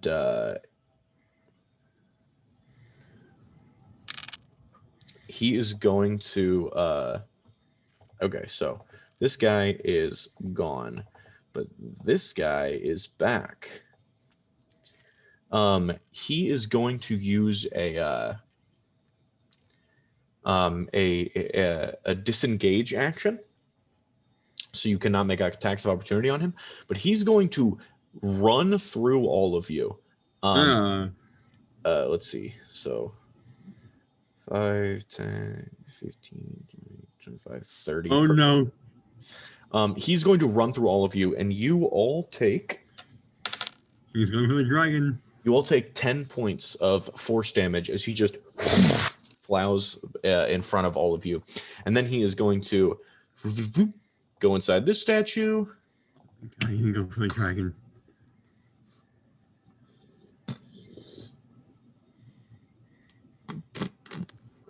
Sweetie's kind of there, so it's hard to. But with that, he is going Did to. his ghostly form look any more hurt than he did earlier? Roll me a medicine check when you see him a little bit. There we go. Not so cocked anymore. 15. He didn't necessarily look more damaged, but he never looked really damaged in the first place. It seems. I mean, he's rather ghostly. He even if he takes large amounts of damage, you don't know if it would like seep into him at all. He would have lasting effects. So you're not entirely sure. Oh god. But you sort of notice as this happens that he could eventually. He's basically going to make his rounds through all this. So yeah, just so you're aware. So Sweetie might have had an idea to shove him off while it lasted, but he. Yeah. Well, he still have concentration. Oh no, stop it. To bless. Yeah. So yeah. So anyways, just a little problematic with him as it is going to be Sweetie and Roku's turn again. All right. Since the maul isn't working that great, I'm going to try my magical staff and see how that goes. Okay, that is a magical weapon.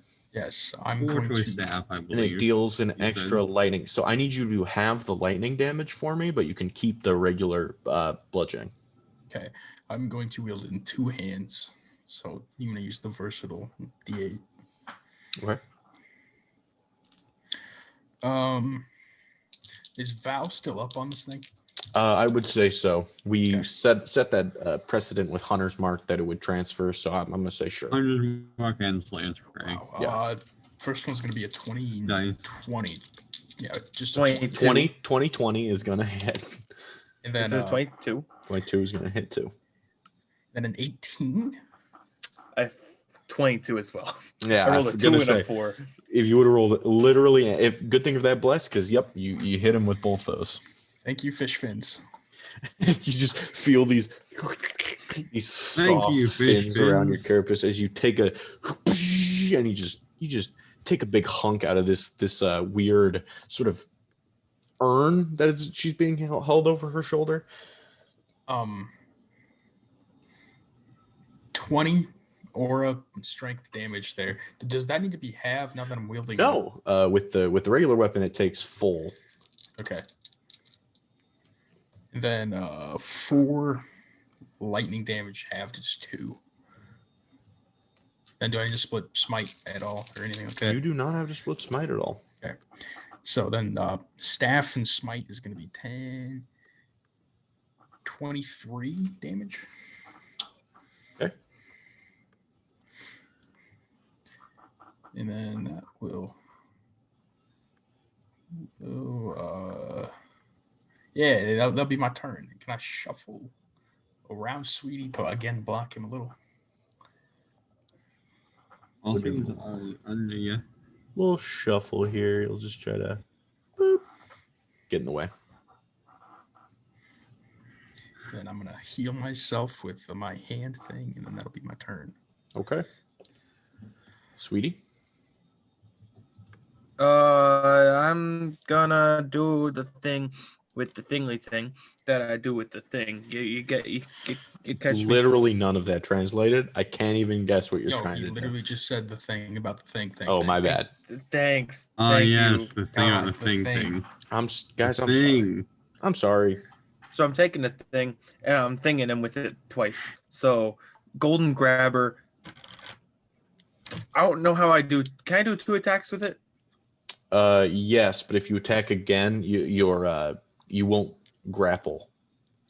So first attack just attack. Second attack is going to be Actually, grapple.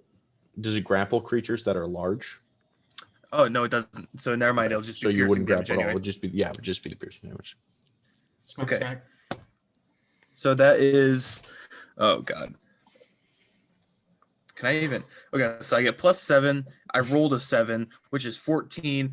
And you can Bless have doesn't bless. even fucking matter. That's true. Second attack, 15 plus bless. Oh, 15 plus 7 plus bless. Oh yeah. I got 4 on bless. Yeah, I got 19. Cranked out of your mind. You were able to just you stick your hand underneath Roku's crotch and go up and just start grabbing around like a crab claw, and eventually you sink it into the stone's neck. Roll for damage on that. I'm also going to Else with might. the thing. The rare, as you sort of clasp it, you sort of just shoot this radiant energy into it like a shock collar almost. This shock collar is a little more efficient than the one Tom got for his dog, though, because the statue doesn't seem to like it. Ouch. Dude, your dog just fucking tanked that shit, man. Not a Give a goddamn kick. singular fuck. Didn't even flinch. Okay, A little vibration made him freak out more. I got an 11 on the smite, and then 6.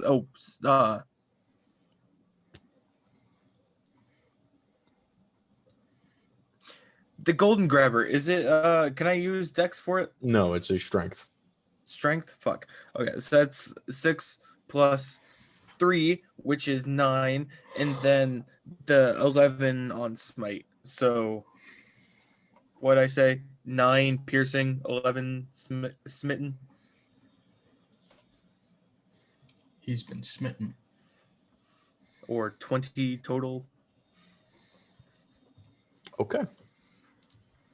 With that, is going to be back up to Hogar, as this looks like a relatively healthy statue at the moment. I'm gonna walk around the statue using my cool boots to walk on the snake eye towards the elf with a bow. This And guy. I'm going to cast Meld with Stone and walk into the statue. You sort of shift. You guys see? This elven figure fits so well to Hogar's body that the statue itself becomes Hogar. As he's carrying the same shaped bow and everything as it begins to. So what exactly is this? I'm going to Stone. Mhm. That's it. Okay, you certainly did that. Is that your turn? Well, I thought maybe I would be able to control the statue like he does, but you know. That's I don't know. I think you could just meld into the stone. Not But just like his thing. yeah, he seems to be possessing the statues in a specific way. After really I can't move, I'm gonna move out of the stone. Okay. And just to the side of the snake's head. You're standing there. Well, that didn't work.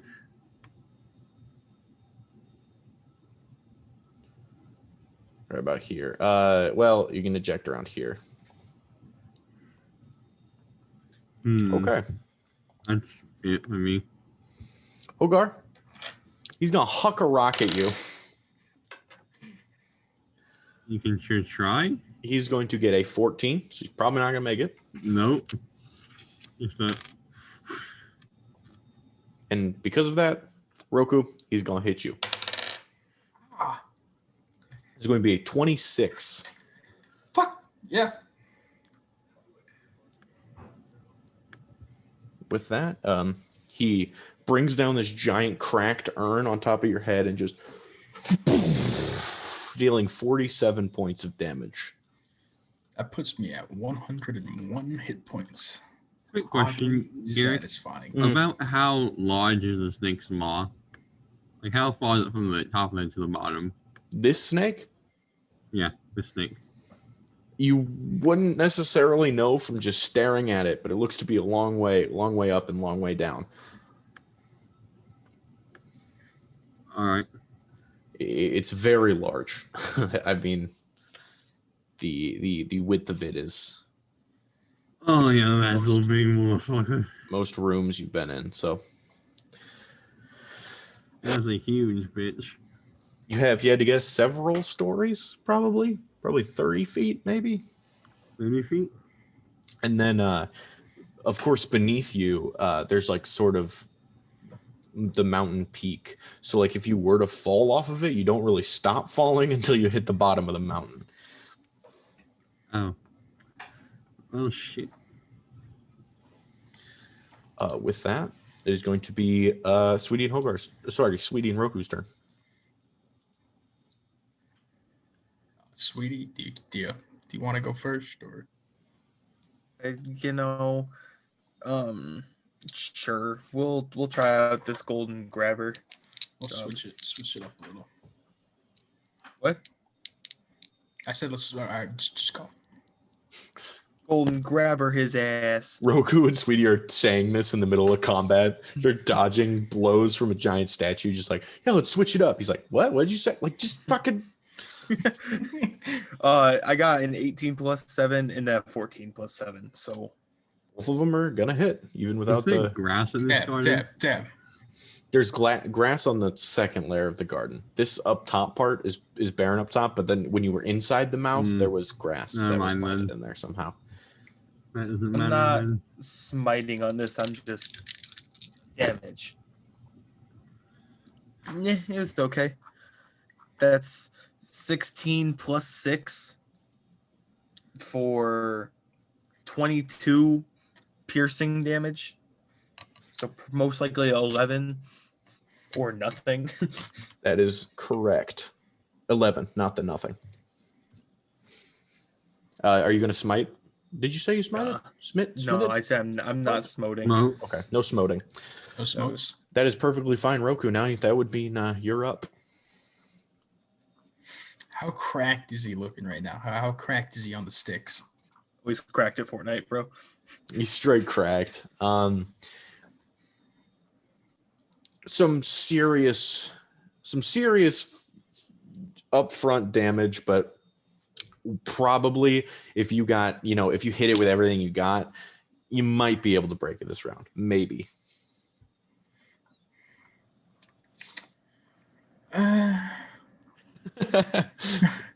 Okay, yeah, that's reassuring. I don't want to hit it with everything I have in stone form. It's not going to affect it. I'm gonna smack it. Can I? Smack it 2 on the with floor, the smack it. thing, and then 1 with my blade. I feel like no, you shouldn't, but I'll have to read the rules more. So sure, go right ahead. I'm just gonna. Yep, I'm gonna do it then. I don't know what I do. Okay, there they are. 23 on the first one. 25, 26 on the second one. 27. No, wait, no. You can't attack as bonus action. That's goes against the fundamentals of a offhand attack. Sorry. You need to have a light weapon in your other hand for it to even work. Okay, so I'm gonna step do this one with doesn't even work. versatile then, and then so 20. Those first two hit then, right? Mm-hmm. And stuff, lightning damage, smite damage, 20 right off the top. Okay. 12 from the staff. The lightning or the Nope, regular damage? just the staff, and then the lightning's gonna be 7 or 4. Okay. And then the smite is gonna be 10. 10. Or fat 10? Yeah, just a fat 10. I was gonna half it, but I'm like, no, I don't have to. Unfortunately, that does not bring it out of statue form, but it is incredibly broken. It's cracked in places, and the statue bits are hovering just in midair, like to hold itself together. It's very weak, but it's still holding on. Cracked on the sticks. Yeah, that's what I got for you.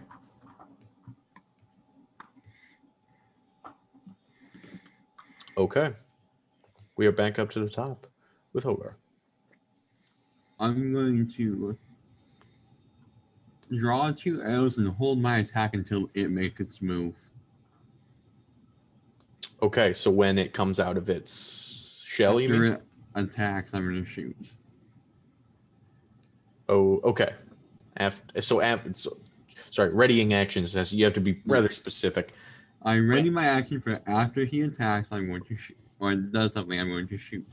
Okay, so he will attack, and then you will shoot. With that, he is going to try to punch Roku directly in the face. 2 times. It sounds like a shootable offense. Yes. First, you will resolve the attacks, and then you can shoot him. Is his stone form immune to cold as well? Yes. Yes, it is. With that, Roku, I got a 19 for the first one. That's gonna miss with Shield of Faith. 28 for the second, though. Yep. I'm gonna roll 6d12.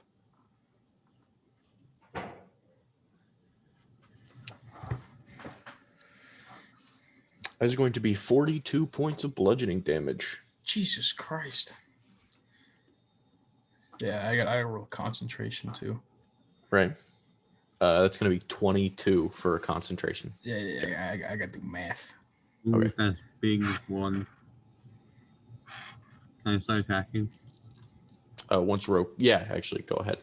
I guess Tom can do his math independently. Oh, baby, we're good. Yeah. Nat Those are- 20 plus Nice. 9, so Those we're chilling. attackos, let's make them both sharp shot the sharpshoots. Okay. Alright, so really, what's my D4? For the first one, it's +1. Alright, that's fine, doesn't need it. The first one's a 23. And the second one also gets +1. Oh, that's probably not going to hit with just 13. Unfortunately, that does not hit. Well. What are you going to do? Shoot it in the face with a blunt arrow, It's a good plan. which is the precursor to the boxing glove arrow, as we all know. One day it will come. One day. Which 14 plus 16 equals a nice saucy 30 bludgeoning damage Okay. of the magic variety.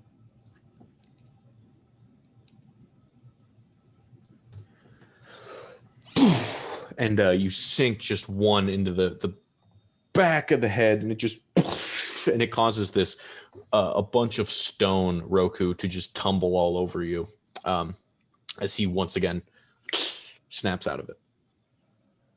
That's why. And with that, it is going to be his turn. Wasn't it just his turn?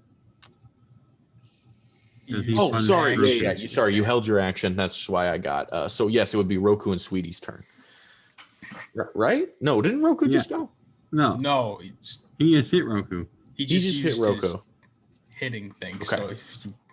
I'm assuming he use still mine. has movement. Well, it's not his turn. So. It's your guy's turn. Oh, Right. it is. Wait, it would be his turn. It That's a would be good his point. turn, yes. And he just He uses couldn't action. move. Okay, there we go. I'm understanding now. So that was his action to attack you, but now he's a new guy. So, he is going to again run away from you guys and try to sink into the Krellin statue that Hogar is near. Hey. Both you guys get attack of opportunities with disadvantage. Valvanimity. With advantage. No, just regular roll. Canceling out. It's going to be a 21, Okay. and I'm going to level 4 smite on him. And he's an undead at the moment, so you get that extra. Is he still halving lightning damage? He is still having lightning, yes. Okay.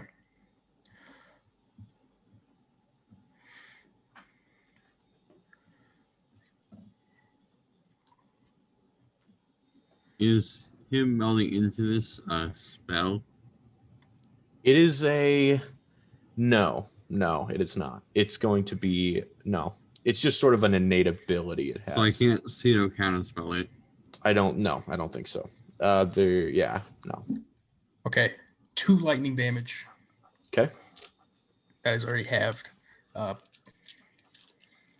then he's going to take 10 damage from strength and aura. And then all of this D6 shit. Or D8 shit.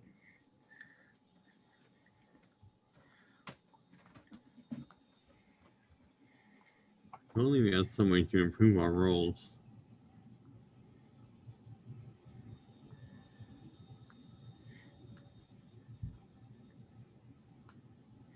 It's going to be 45 radiant damage. Okay, I gotta bust out the calculator for that one.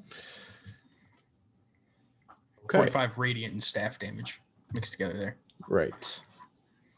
Not very pleasant feeling as you manage to just and this is the first time you actually land a direct hit on him, as you can feel his gaseous sort of energy form subdue, almost like you hit him with a baseball bat. Sweetie, would you also like to make a melee attack of opportunity? Sure, why not? Yeah, okay, so 16 plus 7 Or yeah, plus you're 3. good. Yeah, He's not very AC high here. that is going to be a math 11 piercing damage. So 6 halved.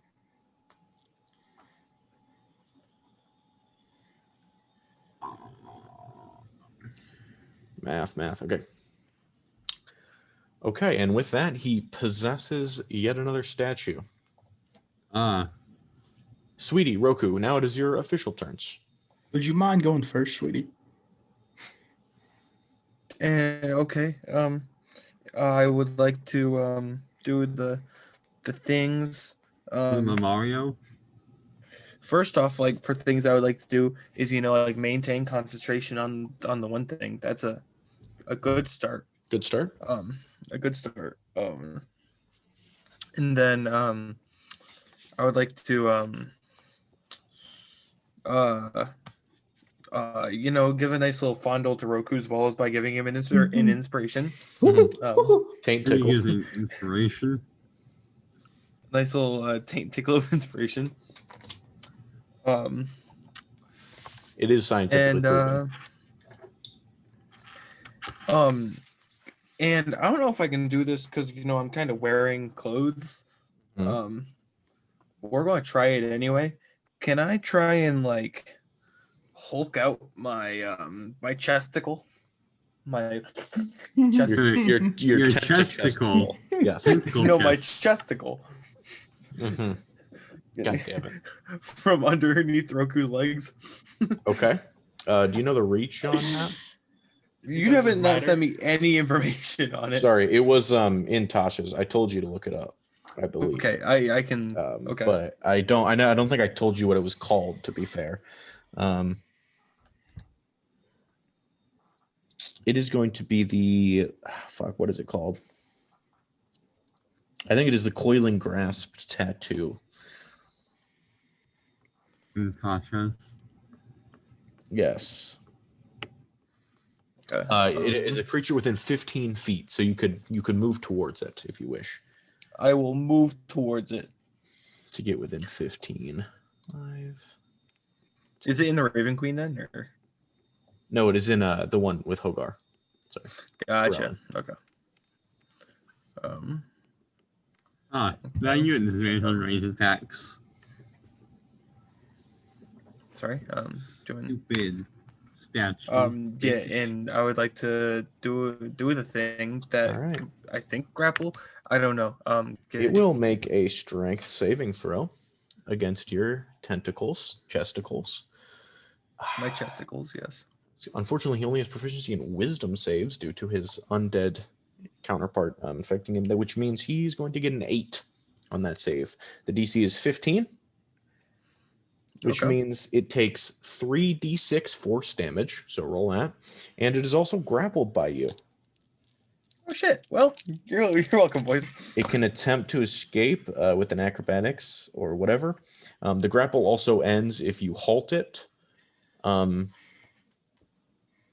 If the creature is ever more than 15 feet away from you, or if you use this tattoo on a different creature.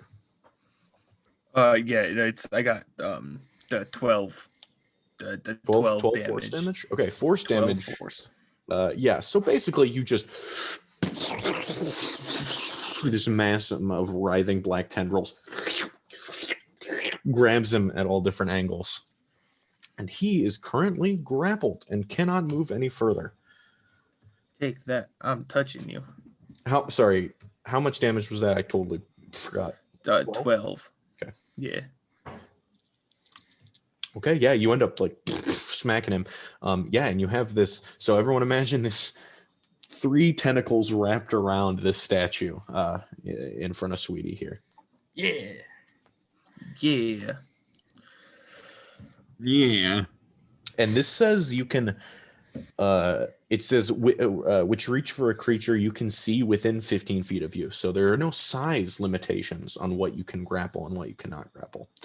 Which is I'm gonna fucking be grappling like a Tarask, and I'm just be like, get over here. Yeah. So that is that. So that was your action, Sweetie. You gave your bonus action and your movement. So that's I'm assuming you're done here, right? Yeah, no, I finished. Hogar. What about Roku? Roku, you're going second. I forgot. Smacking him twice. Dirty 20 and yeesh. 18. 18 plus 2, 20. Dirty 20. Bingo. So yeah, a coiling grasp tattoo, page 123 of Tasha's Cauldron of Everything. That's what I was looking for. I was just like damage. scrolling through looking for pages.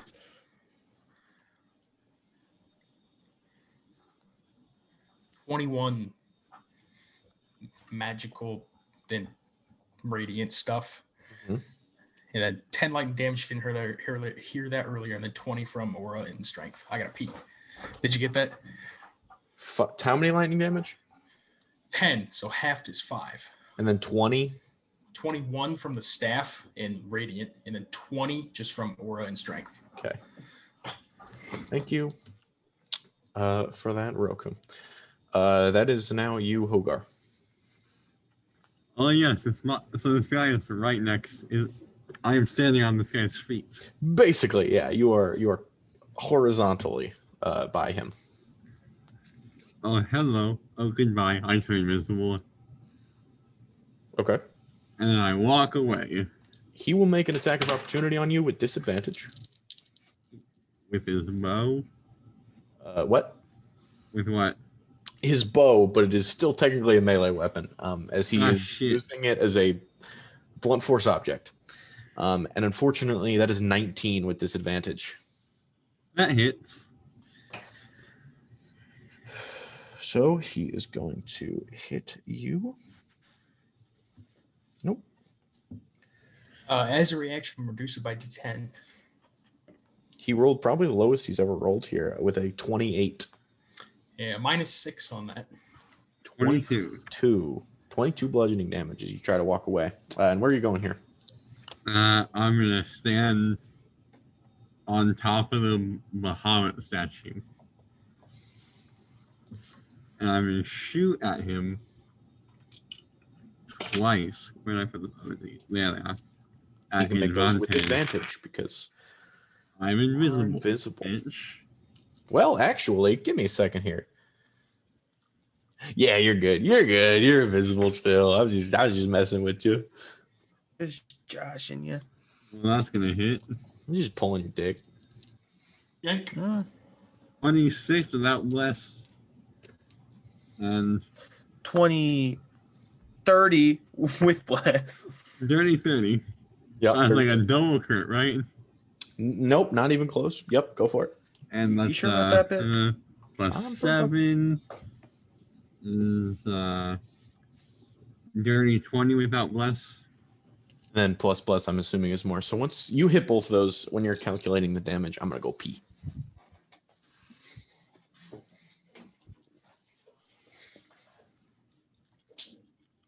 All right. The plan is to use Disintegrate whenever it gets into a new statue. Yeah, because that's not gonna get old. Why don't you just try and dominate it? Dominate it, then he's got to roll a Wisdom save, which he just said he has proficiency in. That's wasting 5 charges. Good point. How much is the disintegration charge base? That's 4, so I can do 2 of them. You know, I'm rolling decently low in attack rolls, but very high in damage rolls, so. 18 plus 6. Well, I'll just do the 18 plus the 32 first. Which is 50, 56 bludgeoning damage. Okay. Is that all? Is that from the 2 hits? Yeah. So you again release a torrent of arrows at this thing, I'm still invisible. breaking off the tips of the stone quivers. This bow snaps in half. This rapier-like sword he has at his side. You're just disgracing this elven deity, rejecting any of its teachings as it almost looks like you, weirdly. Do you have anything else? I'm not you, I don't think.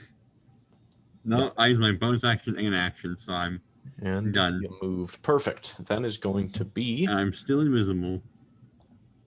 That is going to be its turn. Or that is going to be your turn, correct? Yeah. And then it's going to be its turn. Okay, perfect. It is going to just move around you, Roku. Can it move though? Yes. Can it though? Because I think Yes. it's grappled. It's gonna stay right where it is. Get oh, This is what I mean when I say I can't. This is why I always fuck up, because usually you'd be like, it can't move, and I'd be like, you goofy goose, and but this time it actually you is. goofy goober. So yeah, it doesn't like being grappled, so it's gonna huck a rock at you, sweetie. Oh my god, that's gonna be a 10. Oh, so close. It like rips a piece of its center out at you and just, and one of the tentacles snaps off and grabs it and tosses it over the edge of the skull, and then it wraps him up right Perfect again. wrist flick. How are you gonna how are you have to tell that? Hammercrest about this. So then instead he's just gonna try to punch Roku. Of course now he rolls freaking 26. Oh no, Roku. Oh no, Roku. Oh no, he hits the beefy boy. You know what? No, I'm gonna use Sweetie's bardic inspiration to try and deny that. Okay. I deny you. I rolled an 8. Eat my dick. That's 28. I deny you. Once again, Sweetie, you whip a tentacle out of your chest. This one is coated in like hands coming off of it of the Kuatoans, and they like all like block, the spirit blocks Roku from the hit as it bounces off of him. Not looking too hot for him at the moment, no. Break Thanks, his sweetie. ass. Break his ass. Let's kick this guy's ass. Okay. Roku, Hogar. No, Hogar. Roku, Sweetie, you guys are now up. Your preference, Sweetie? Oh, you can go. Well, actually, that the tendril that just kind of blocked is before retrieving into my chest is going to give a nice little wrap up in the Roku. It's going to wrap him up really nice and tight, and then it's going to disintegrate into Roku, giving him another bardic inspiration. Fuck you. A tentacle gives you a tight hug, and then its essence becomes this black smoke which you you accidentally breathe in, and you like, oh god, it's in me. Hope this wasn't waking anything in me. For sure. Sweetie, is that all you want for your turn? Okay, if it's already grappled, wait, Yeah. succeed. Can you move it? The grapple, if it's I'm already grappling it, do I have to roll to hit it? Yes, you can't hit it again with your tentacles because it would basically, you'd be letting him go and then attacking it again, so he'd make the save again, basically. Okay, so I'm not gonna do that. But you could move him theoretically. Yeah, you could move him if you wanted. You could expend. Can I? Yes, when you grapple a creature, you can expend an extra 5 feet of movement per 5 feet to move it. So it's like, what's your So movement? half movement. So But I you have can 30. move So I can him- move him 15. Yeah, you can move him 15 feet. Nah, I'm not. Yeah, no, I'm not gonna move him. I'm just gonna leave it, hold him in place, have him nice and snug. Okay.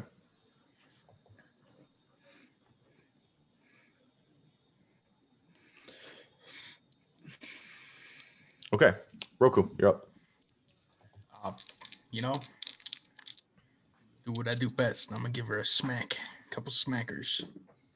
Don't you get like an advantage or something like that if it's No. grappled? It Probably just, gets the only advantage thing out the only thing now, grappling evidently. does is it cannot move now. It can't move. Gotcha. But the thing now, you can move it if you would wish. That's the only Okay. grappling the only thing grappling does. So I got a 28 and a 26.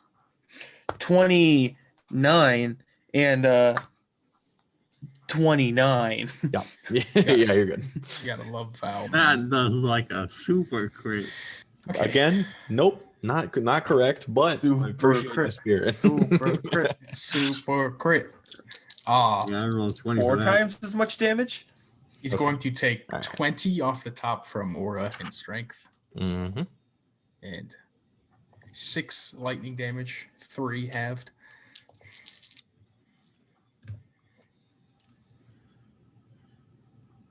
And another 20 from radiant and staff. So 43 total there. Okay. You you're beating off parts of this thing, beating off in the not the sense you're thinking. I did not mean to Not say the- beating off. I wasn't thinking it until you said it. Right, I Rick. just Ooh, figured I should get Jesus. ahead of it. Wait a minute. Me and Roku share initiative, right? Yeah, I and mean, I yeah, but didn't use my action. okay, you can use it. Can now I if you still would like. attack? Okay. Yeah, can I take? Also, I haven't moved. Can I take one step forward?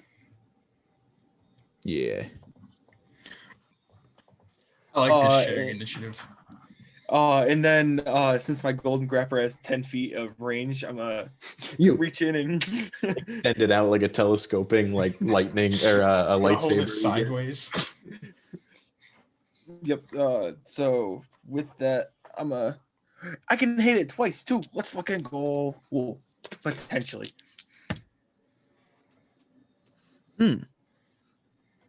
Tasty. That's So funny. one is a 12, and the other is a Nat 20. it's a 16, but I haven't had a blessed. 17. Yeah, no, I don't think I hit it. Fortunately not. Okay, that was a waste. You do have a lot going on right now, a lot in the way. Yeah. Try to Not in maneuver. the chest. Can't quite make it. Is that your guys' turn? Yeah. I'm good. Ogre. Sweetie and Roku. You're back I'm gonna up. shoot this bitch again. Twice with my sharp shot, the sharp shoots. Alright. Sweetie, can you give me a the bless for those? Oh yes. First one you get +1. Second one you get +3.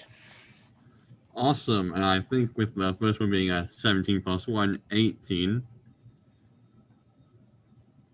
Does an 18 hit? Unfortunately not.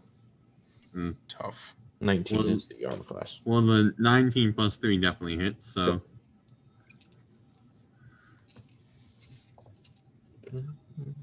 My damage is fire, but my attack rolls are less than usual. No, your attack rolls are cold. Rick laughed. He's an God, what idiot. is happening? This group is a goddamn mess. I I just realized what you said there, man. I haven't like rolled a 1 for damage at all. 16 plus 16, that's a 32 bludgeoning damage. All right. This thing is just a floating chiseled elf head with like a bunch of rocks kind of just floating around it. The whole statue's been obliterated from the neck down. It's almost impossible how this thing is still holding up, but it still technically is. Which is good for us, because we want to kill it in its ghostly form. And not take this dragon statue, you know? All right. God, it's a dragon statue. With that, it is going to Fire use some shit. it's going to use its bonus action to sift out of the Oh no. Corellian statue. So it shit. Does it crumble? And it pops out. No, the statue, I mean, it's sort of like furls onto itself, but it's still technically alive as far as statues go. So am I grappling the statue or am I grappling this bitch? As you try to grab him, your tentacles phase right through him and retreat. He's immune to grapple. He is, unfortunately, for you. And with that, he is going to once again. Oh no. Oh shit, he doesn't have his bonus action. Okay, he is going to actually as he comes out, he's going to come out not this way, but this way. He's going to phase through Roku. And he's actually going to end his turn in Roku's space. And Roku, you're going to take 2 points of force damage. And then he is going to sink some his two Ghost Blade attacks into you. This is prime opportunity to smite him. Huh. Let's see if either of these fucking hit. A 12 and a 13. Laughable. Ah. Here's what I gotta say about that. To that, he's going to say, oof, ouchie. And he is going to have to wait out his turn as he sifted out of the statue on purpose So that will bring up to Sweetie and Roku. Sweetie, what do you want to do here? Well, for starters, I want to look up a spell quick. Okay, I'll go first. I'm Bonk, go to horny jail. I'm gonna disregard the staff and go with the blades instead, so I can get that offhand for the extra chance at nat 20. Okay. That's gonna be a 24, dirty 20, and a fucking nat 20. Oh, Wait, offhand. did you miss any of those?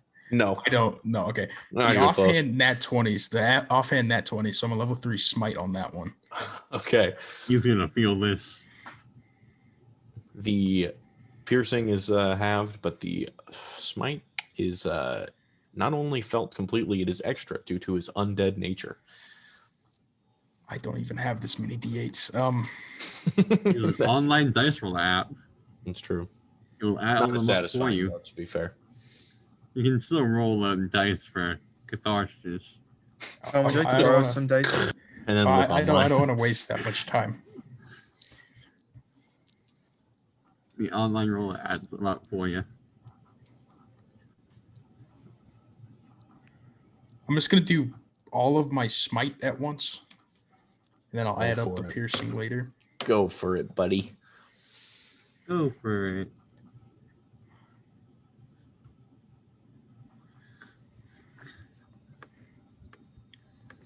Okay, it's gonna be 10d8 for that crit smite thing, right? Because it does 5 for level 3 with the additional one.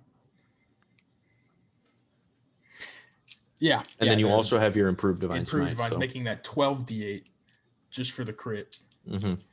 divine smite there. This is it's looking a little rough.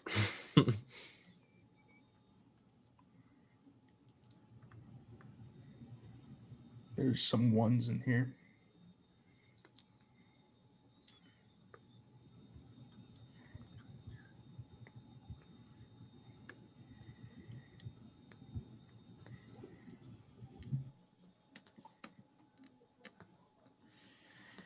$55 smite damage there.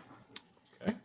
And then one of my regular attacks, I'm also going to level 3 smite on.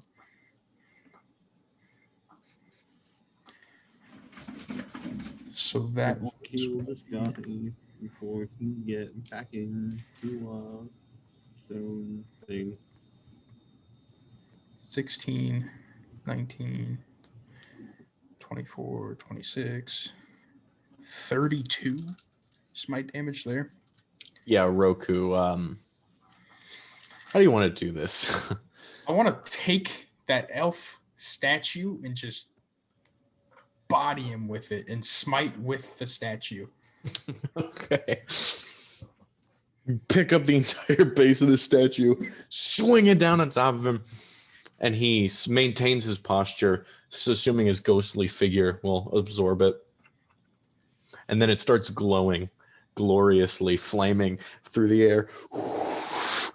And you guys just hear like a bonk. And it gets smushed completely underneath the statue of Corellin. The base and the statue itself then become rolling down this gigantic mountain past your line of sight as it stumbles into the forest below. It's weird how that statue looked like me. It doesn't look like anything anymore. Well, yeah. Just the head of the chiseled elf man remains. Also, that's kind of racist. All elves look like you. No, it literally looks like me. Can I compare it to Hogar's face? Mm-hmm. Just I'm gonna pick up his head and just hold it side by side. Hogar's hair is a little longer. This dude has a very short, haircut, and it's like a little twirled up in the front. But the facial structure, the ears, the slight bulge even in the mouth, the stone shape really just stuck him his features into this statue. You know what? Maybe you're right. Oh, would like to like walk into it.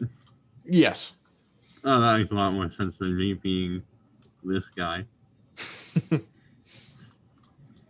So, how are you guys going to explain this to him? Sounds good practice. Tell him that Cord did it because he was pissed. I don't know. We'll figure it out. Well, tell the truth. Dark monster came out of the stone, possessed statues, and tried to kill us. Speaking of the stone, what's up with the stone now that the darkness is gone?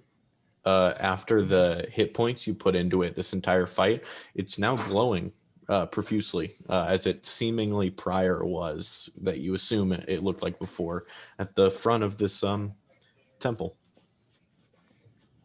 Is the ghostly demon creature still there?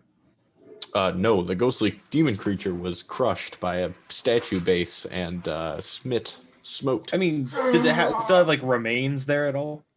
No, it burst into a puff of smoke after it died. I mean, Gotcha. its body was like incorporeal even when it was there. Yeah. So especially after it died, it just That was a big fucking. So now it's Jesus just a nice Christ. stone that exudes magical energy.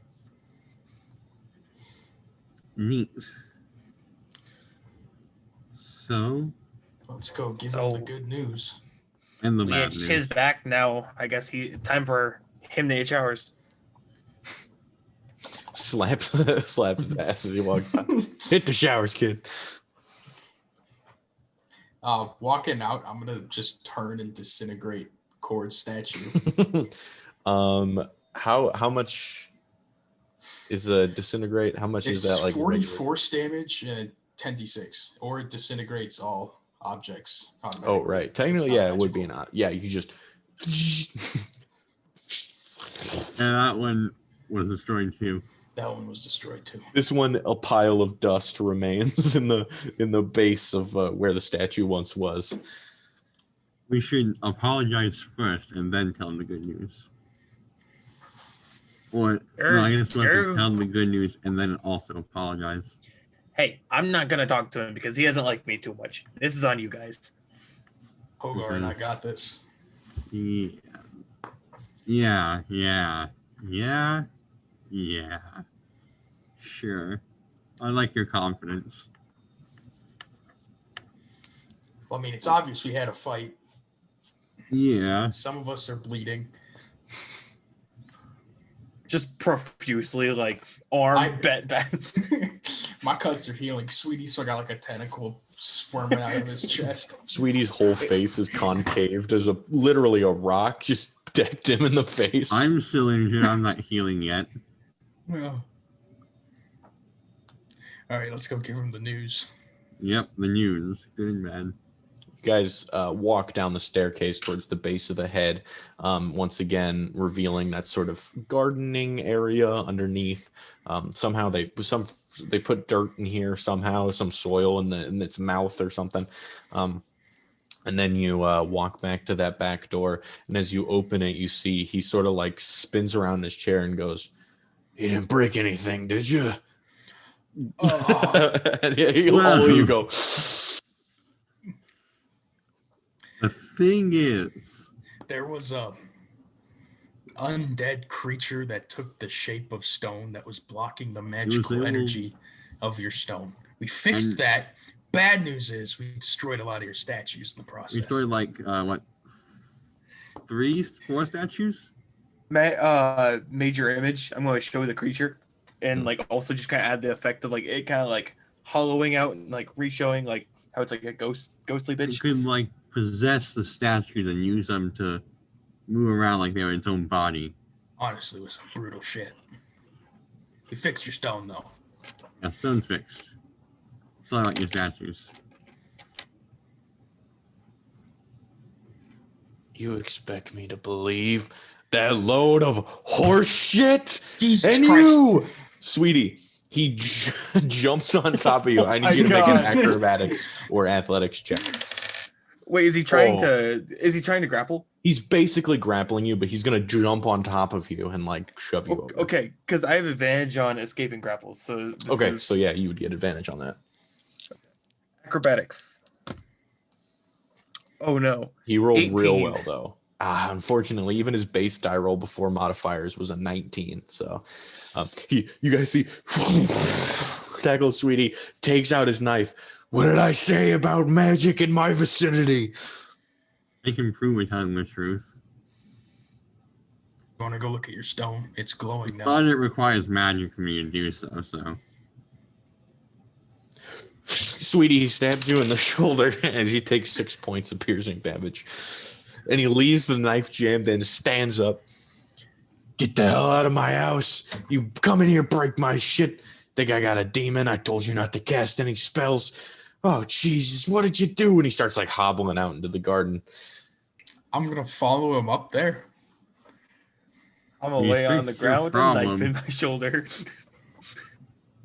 I'm walking up the stairs, but sideways. Mm-hmm. It comes to a problem once you get to the opening in the skull, but you sort of like flip. Walk under it and go through one of the nose or eye holes. He walks up he's sort of like has to like jump up the stairs a little bit as he runs. And oh my God. He drops to his knees. The fuck did you do? You broke all my shit. Look, you told us to look at the stone. We looked at the stone. You broke all my shit. Look at the stone. You know how much those statues cost? No. Honestly, no. A lot. Okay, a lot of time takes to intricately carve a god's features directly into stone, and you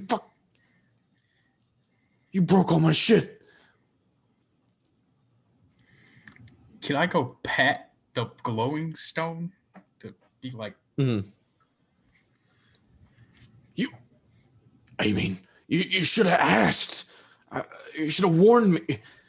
Well, we didn't know that the thing that was going to come out was going to possess the statue and try to kill us with them. I wanted your help. You had to have known this was. We didn't, I swear. No, I was going to say you should have known that this would have pissed me off. We did what you said. You broke my statues. We fixed your stone. That's 150,000 gold pieces. That's 400,000 gold pieces. That cord statue alone cost me 400K itself. The combined Corellian and the goddamn Moradin statues don't even. You know how much you owe me?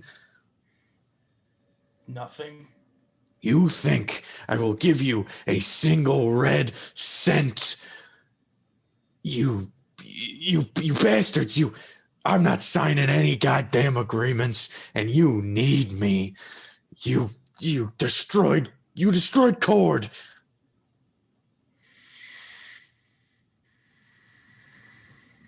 Moradin. Oh God, what did you do?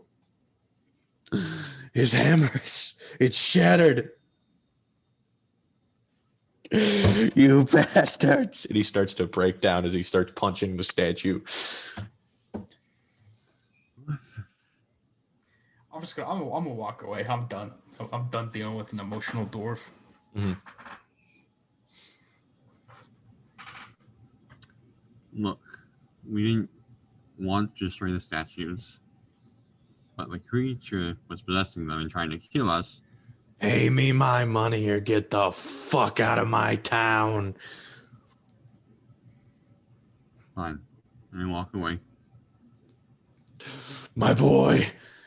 What have you done to my boy? And he starts shouting into the heavens as you guys walk away, his voice echoing throughout the entirety of Convy. You guys walk back inside. Sweetie's laying on the ground, blood pooling slightly from the knife in his. I'm gonna like rip the knife out and just close the wound with lay on hands. 6 hit points. Thank you. Thank you. Now I'm gonna steal a bottle of whiskey from his desk. You see, there's a bottle of this like sort of similarly shit. Like he bought dwarven whiskey, and only dwarven whiskey, as it lines the entirety of this cabinet. There's like 20 different bottles in here, like half of which are now empty, but there are some still sitting in here. I believe you guys have dwarven whiskey as well. But you know, It's it's like something nice for someone, and this is our payment. he's gonna give me a payment for doing him a favor in the form of stolen whiskey. You snag some whiskey. Does this mean we have to pay back for all the statues if he's going to sign? I'm not paying a goddamn cent. We did him a favor. Yeah, really what he asked. But then how are we going to do this ritual without him? Honestly, fuck him. Figure it out. What we need. We could try and get a new leader. He's a Yeah, sorry let's sap just of hear. a leader. Let's just start a revolution. For no reason.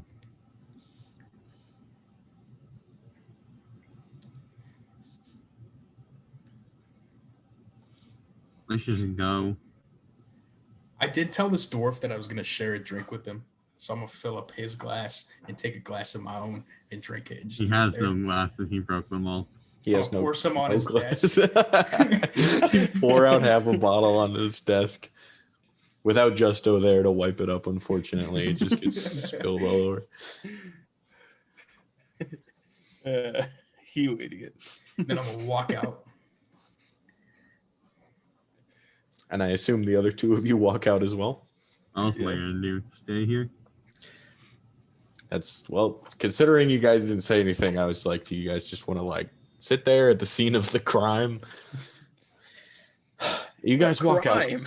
You guys stole his whiskey. It was technically He's like a drunk. little He won't crime. even notice it. Oh, for sure he won't notice. But anyways, Well, As you guys why did I walk spill out, whiskey on this? you guys go down the grand staircase, down the red carpet, and then you open the front doors, and the two guards earlier that were standing there and talked to you earlier go, "Oh, how did everything go? Is he mad at us?" You should look for new leadership. And I'm just gonna keep walking. Why? What does that mean? Dude's a lost cause. I mean, he's got mental issues, but that's no way to talk about him. We restored the magic in this place, and in the meantime, we accidentally destroyed a few statues because there was like a demon creature, and now he hates us for doing him a favor. How did you accidentally destroy statues? That seems... Well, you see, the demon creature was possessing the statue to kill us. Sweetie, show him. Do the ring thing. I'm gonna show the creature. I'm gonna show a statue, and then the creature's going to go inside the statue, and the statue's going to start doing the robot. And the dwarf thinking. goes, "Don't you know how much it costs to build one of them statues?" Well, God damn, he told us to fix the stone. We fixed the stone.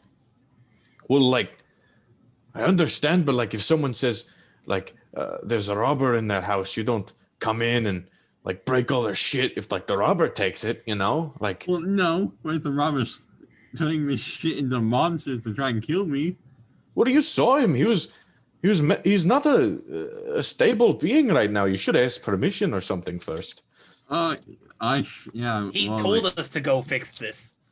He told us to go fix your guys' magic. We did that. If I went to ask you for help, I wouldn't expect you to bust the shit out of my house while you were doing it. Like, I get it. I'm just saying, like, you know, you're a bit resentful for like not understanding where he's coming from. No, I understand where he's coming from perfectly. It's just we didn't Well, expect it's this like- thing to stop possessing statues and trying to kill us with them. We didn't know there it's was fair, I something guess. living inside there in general. It's like going into your house and restoring the heat and water, but in the process, I accidentally break your tables, your furniture, and your windows. because they're attacking you. Exactly. Exactly. No, it's not like that at all, sweetie. It's like you go into your house. But now you have water and heat. But you destroy the table and chairs because they're magically alive and trying to kill you. Right. But Okay. can you prove any of that? That Yes, That quite literally does not prove anything. Like I can. that prove it wouldn't with, hold up in the court of law. Or, like you I just, can prove it with truth magic. oh, I guess that's true. But I don't know. I personally wouldn't trust you. I think you guys were like, like saying something that would technically be true. I can say I speak in the most literal way possible. Well, okay. I was just saying, like, you guys are very aggressive. I've been trying to keep Eddie at bay this whole time, and little did I know you guys are very aggressive. You don't fit very well with Midrock. We're very forgiving people. Okay, maybe we do owe him an apology. Hey, I just So, say, yeah, we I probably bust do. up your chair and table. I would want an apology as well. All we'll right, try and go. let's sneak back get in and give some him an money. apology. And Wait, you are we going see in back now or? the dwarf sort of fairly is like, yeah, that's right. You better go in and apologize. He has a chemical imbalance in his brain, and that's okay. And you should be more aware of that next time you engage in conversation with them. Eddie, calm down. They know about his mental issues. Yes. Go in. Yes, go in if you're going to apologize. If not, you should probably go before he gets back. All right, let's go. I don't apologize, I guess. You guys That's go pretty- back that's doing inside the good. castle, hidden within the skull. You guys go back up the stairs, in through his office room, and you see the door to outside is still wide open. Presumably, he's still up at the site of the crime. Hey guys, wait, we're not in like vicinity of him. You said right? No, He's you still guys up just like crying. go into his office. He's still up in the skull. Guys, you're okay with a little bit of just like show the ring. No. No, we don't want to alter his mind. Honestly, you fucked with my head. Not cool. In what way would that help the situation, sweetie? Roku, the only thing I did with your head was made you agree to share a hotel room with Hogarth. Why would I not want to share a hotel room with Hogarth? I don't know what you were Let's wanting just to say do. no mind shenanigans, and let's go up and apologize like normal people. Or we can get him to understand what happened here and be nice and agree to the meeting. We And can he'd do be a lot that more after we apologetic. apologize. I don't think that's okay. Well, you could, modify his memory as if he was there witnessing the statues being broken. What? With that Why do entire you from the think time we this met is- him to the time he found out about everything, did that last 10 minutes? Modify memory isn't about 10 minutes. It's about No, 24 it's hours, right? 24 hours, but the event can last no longer than 10 minutes. Unless it's like a Yeah, higher your level. little engagement up there alone took probably about 10 minutes. But from you meeting him to the whole incident Like, afterwards, Would there be enough time to have him walk up with us? yeah, you can and just witness it? flip around in his head that he went up with you. You shoved this thing in, and basically the reason why he was crying over the statues is that they were broken, not because you guys broke them. Why? I mean, you did break them, but like it was reasonable because they were possessed by a ghost. I don't recommend messing with his mind. I'm just saying. I It don't would- care how it gets done. I just want it done. And I'm going to go walk up the stairs. Okay. You see him sitting there, and he drinks the last of his whiskey bottle, and then he just throws it over the side of the mountain. And he sort of like leans on that rock that is now glowing. I'm gonna walk up by him and hand him another bottle, the one I stole. He's just like cling, and he sort of just like.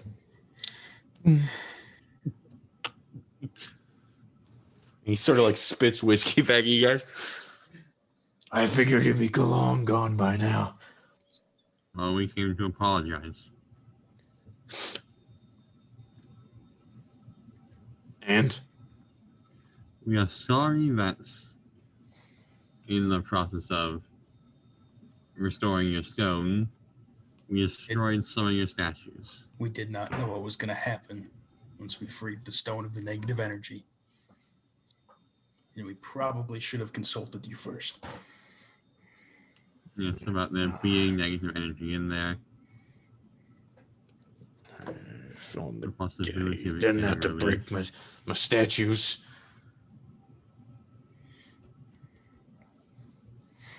I suppose we didn't have to, no. But we kind of did because they were attacking us. We could have let them kill us if that's what you You preferred. shouldn't have. God, I thought all of you were magicians and shit. Not really. Not at One all. good casting a dispel good and evil would knock a possession out. Don't you guys know that shit? You're supposed to be magical. I I have can't protection do from that. good and evil. That only works on people, not objects. No, you can only use magic for your benefit when you guys want to. You can shoot a lightning bolt from the window, but you can't safely remove a spirit from a statue. You want to know why? Because we're I'm selfish. not that You- powerful you're- yet. That's what I was gonna say. You guys are selfish. All right. Anyway, we apologized. I guess I understand what went down, but I'm afraid I'm not signing any damn contract till I get proper repayment.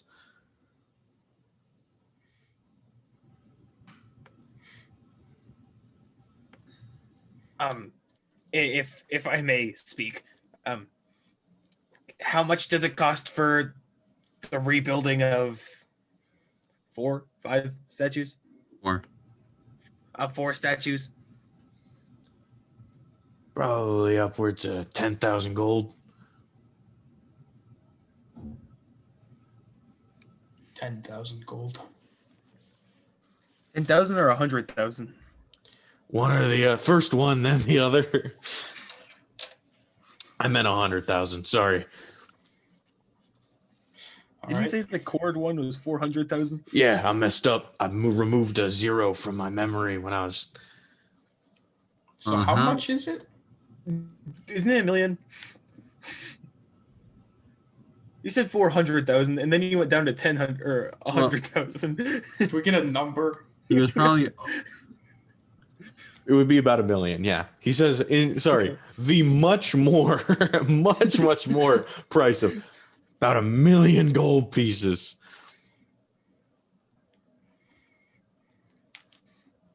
You're lucky we're starting up a pricey business. All right. We can do that.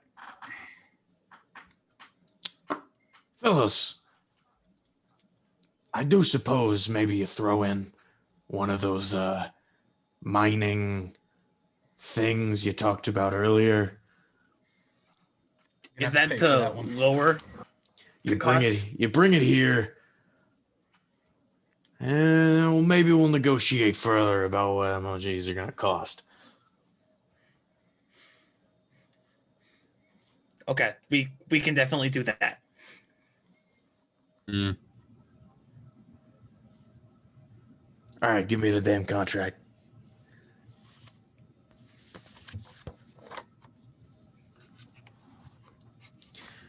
He snags it out. Also, you may only use magic to contact me. If you do it again, unprovoked, I swear to God I'll leave. Any meeting with any world leaders, I don't care. I told you earlier when you walked in, I said, don't go throwing spells at me, and then you did it right when he came back down. I don't know what you expect. Spell, I You know, you raise the compelling points. Here. Thank you. I understand, but it wasn't a spell directed at anyone. That's not what I said. I said it as He directed at didn't me. like it in his face. I said it was in front of me. You moved your hands. You spoke some magic words. That's enough for me. I've had bad experiences with magic. Okay, it triggers something in me.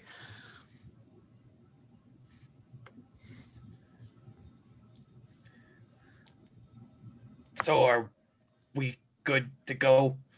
Yeah, get the fuck out of my garden. All right. Did you take this from my? Thought you would need it. You gave it. You're right. Right. Let's go. All right. Well, that went better than I thought. Did it? Now we just No, have that to went go. fucking awful. Yeah, that's what I thought. We went all right, all things considered. Did it? Yes. How many days has it been 1. Since what? We got since we left? A single. Ask? It's still to. This is that day. Yeah, it's winding down to be the evening at this point.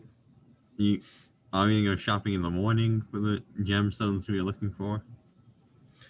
Quetzal seat. That Oh, they'd have one. armor. That's actually Wait, a that good was point. Aldrin. I completely forgot. It took you like a whole day for you guys to get here, so this is all happening at like night. Okay. want to go night night. When you- Go when night, we night. sleep- when How we big is this sleep- castle?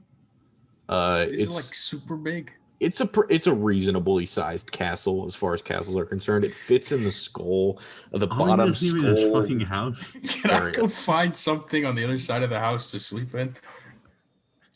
You Could certainly we sleep can. in his house You on can- the other You side? certainly can. I I'm going walk to. outside of the house. I walk out a window. And just Okay. walk down the mountain a bit. Okay. Does the I area go look with. to find a small clearing? Oh yeah. Roll a survival check, and Roku roll an investigation check, or Sweetie. I'm going with Roku. Okay, you roll an investigation check as well. God, that's average as fuck. 10. 17. A survival? Mhm. 24. You're able to ford out a window and down the mountain and find this just super reasonably sized mountain like clearing just out in the middle of nowhere. It's not accessible by any paths, but the fact you were able to descend sideways from the mountain, it's just this perfect cushy 30-foot area that you can sort of move around in, but also be safe up against the side of this mountain. I'm a camp out here. The other two of you wander around this castle and go to the opposite direction of this office area. And you open up like a lot of rooms. You move down a lot of hallways.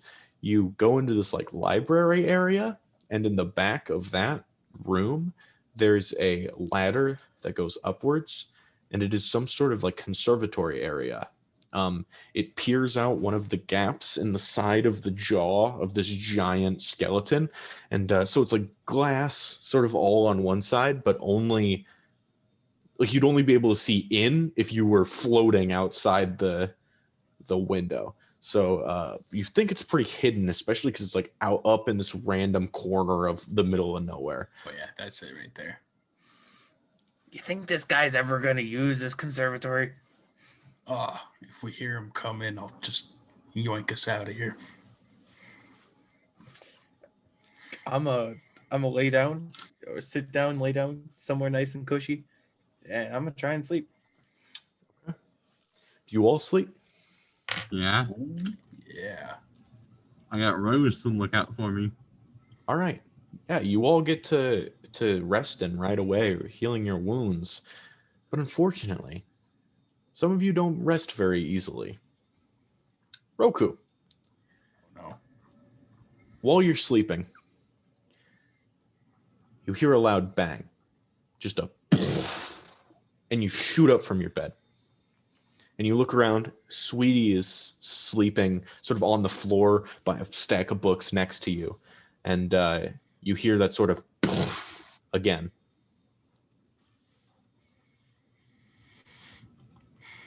Is my axe nearby? Yeah, you have all your items like sort of scattered about. I'm gonna grab it. Investigate? As you start to stand up and look around, you sort of like gaze down the ladder, and all of a sudden the loud bang noise happens behind you. You spin around and you see the silhouette of the Skyne Witch. Her ribbons, her threads have wrapped Sweetie up. He's floating midair with a noose of weave around his neck, and with a sort of decayed red glowing finger, she just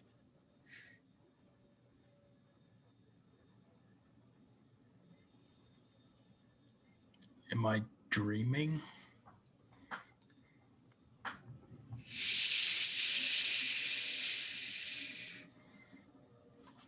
That wasn't an answer. Roku. Suddenly, through your chest, you get pierced with some sort of weapon. It looks to be the curved, pointy end of a scythe. And once it peels itself out, you drop to the ground and you turn and you see the form of the Raven Queen. Pale face, long black cloak, ravens all around her with skeletal hands, not the form that you know her at all, the original form that she recedes into. And as you fall atop on your back, the entire ground ripples away from you. The window starts to shatter and disappear, and you begin to float, and you now see you're in some sort of forest jungle area, open on all sides. And as you lay back, you sit atop the pyramid in Sarask, right directly on the sacrificial table the cult used before you took it back over. And as you sit back up trying to defend yourself, you see Krevaku walking up the steps towards you. As you try to begin to speak to him, he immediately unsheaths his sword, and as he moves up the steps, stabs you directly in the chest, pulls it back out. Now with 2 stab wounds in your chest area, you start to bleed, and as you fall back, you see upside down coming from behind a large, muscular, white bearded and white haired figure carrying an active lightning bolt in his right hand and a large bronze shield in his left.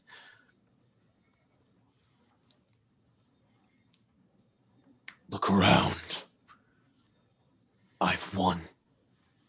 You look around and you see the decapitated head of a Quetzalcoatlus. You see Hogar scattered to bits, including his yellow amulet, which is now dipped at the bottom of this pyramid, rolling away from him. You see Sweetie completely twisted around. His body's still intact, but every part of him is turned completely around the opposite direction. The lightning bolt rears back. And with that, you wake up bright-eyed in the morning. Sweetie, you see Roku kick himself up awake as you wake up a little bit before him.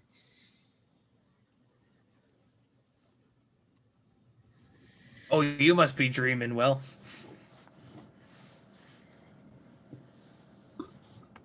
Yeah. Same as always. Does he normally wake up like this? I feel like he does. Sometime this is the first time you noticed it.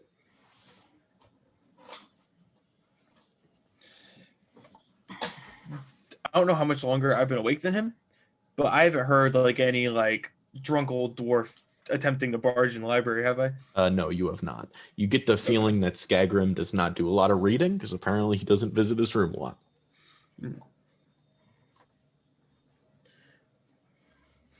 So, what's the plan for the rest of the day? I do not know. Are we going to try and go to Aldrin, Balkara, Palewind? I'll have to find Hogar. Hogar, I assume you get up in the morning to try to find them. I do, and I just start climbing up the walls of the castle sneakily. Yeah, eventually, you guys, as you say, we need to find Hogar. Footsteps against the window, just, and he like looks down and gazes into the room. Can I open the window from this side? Yeah, it's this weird circular window that opens, like the circle in the middle, and then like an outer circle opens, and then a third outer circle opens. It's this weird, like wavy window that you can sort of press open. Yeah, you guys can totally get out of here this way too with Roku's cloud, and then I'll never know we were here. I'd Or we like to can look just- around for a second. I'm gonna go look for books. He said this is a library. yeah, is there any fun books in here?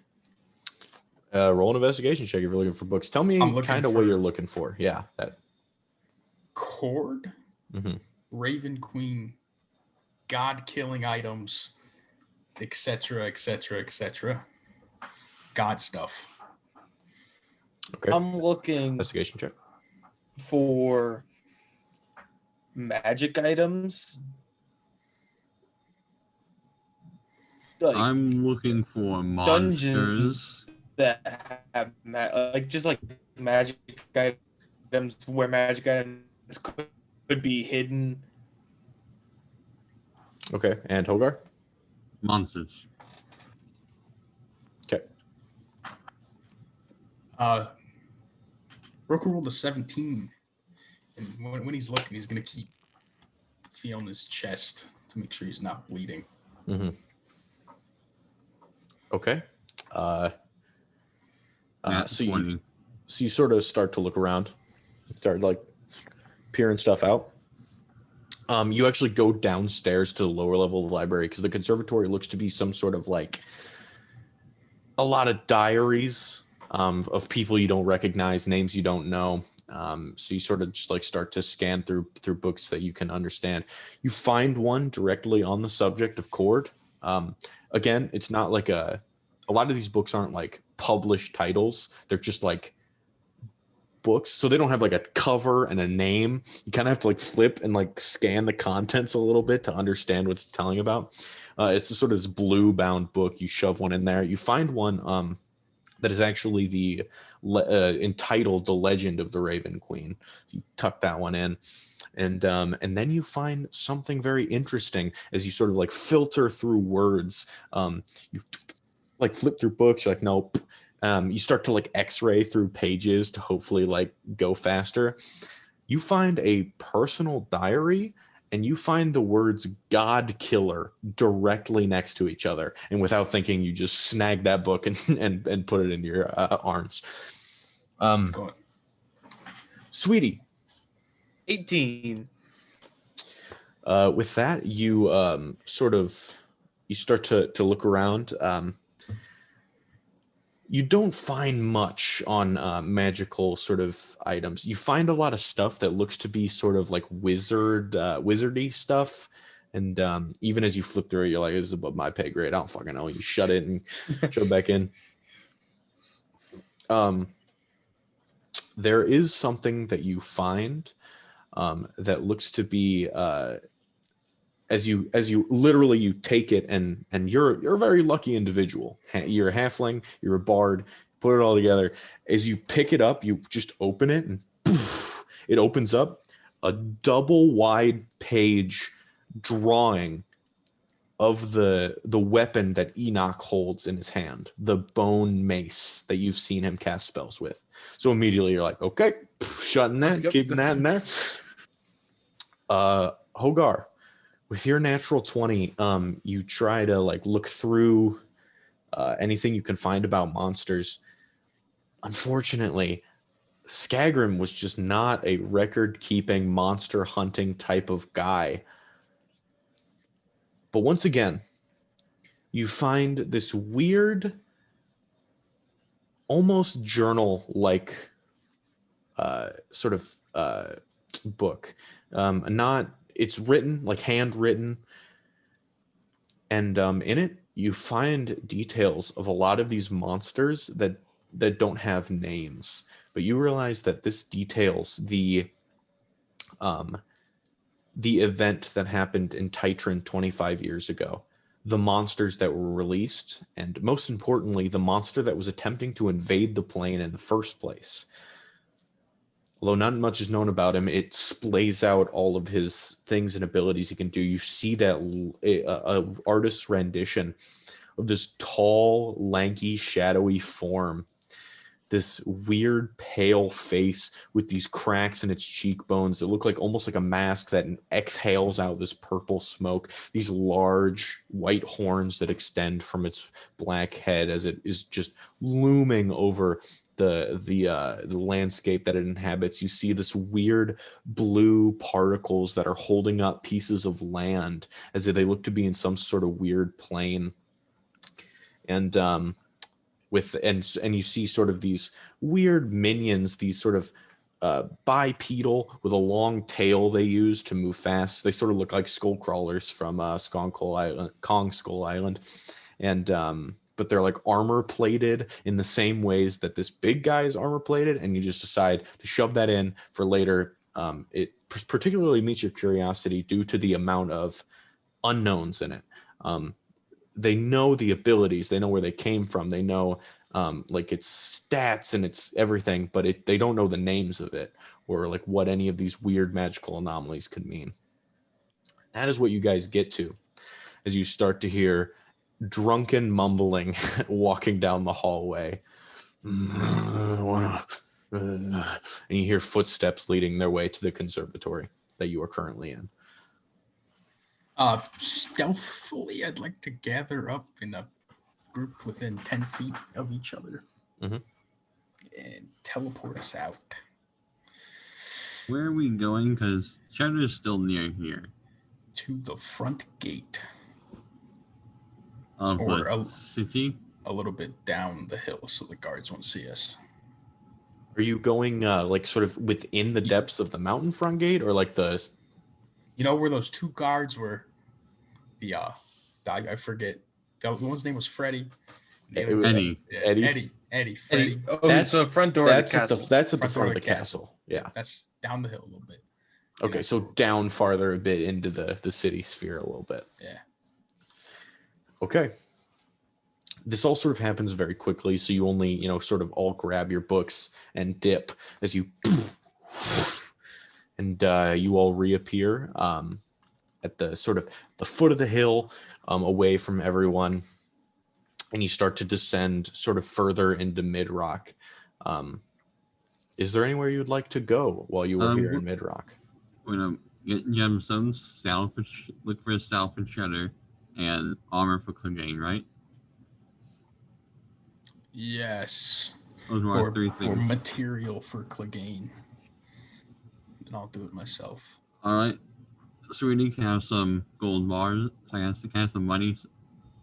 And I'll knock out one of them when you knock out the other. I pull out one gold bar. I'm guessing is good. 2,500 for the saddles. The saddle. I'm guessing. Yeah, I'll take care of the saddle. Oh, get the. You get some. The magic gems you're looking for. Weren't we going to look for the saddle in Aldrin? Because that's where like the griffins were from, like Aldrin, Balkara region. Oh yeah. So right now we just need gemstone and Clegane armor. We don't even need to split up. I mean, you asked where to find these gems last session as well. I believe Jim? That is correct. Received armor. So Jim is the weapon guy. But he would also have those, I believe. Yeah, and it was 2 to 3 levels down from the base level. Oh, yeah. Okay, I remember that. We bamf there instead. We gotta look for the Quetzalcoatlus, actually. No, he's outside of Mid-Rock somewhere. In the forests. I can call him when we get outside. original location, please. Thank you, Rick. Namaste. Once again, so you sort of you see the spine floating above you, and you guys descend slowly into the mountains once more. And we will sort of move you on down a couple of levels here as you go, looking for a man named Jim. I need everyone to roll me perception checks, if you will. Not my strong suit. Yeah, not my strong suit. 3. Nat 20, baby. Yeah, my strong suit 18. I roll a Okay. 10. Nat 20, baby. As you guys are moving down the center spiral, Sweetie, you notice all of the buildings are labeled in Dwarvish. So I'm assuming you turn on your helmet. Yeah. As you move your way down, Helmet is on. you guys see the center spiral opens up to more areas the further down you go. You take one step down and there are houses everywhere around. There are people everywhere of all. You notice a lot more ethnocentricity, you know, sort of less dwarves, more kinds of all people. Not a lot of monstrous or like outrageous, weird sort of half-orc races that regularly inhabit Trusk. But Hey. the farther down you venture, you eventually get 2 or 3 levels down below, and you start looking for a place referred to as gyms. Sweetie, you're not really finding any in this place. You find like a tavern that's like pretty empty right now.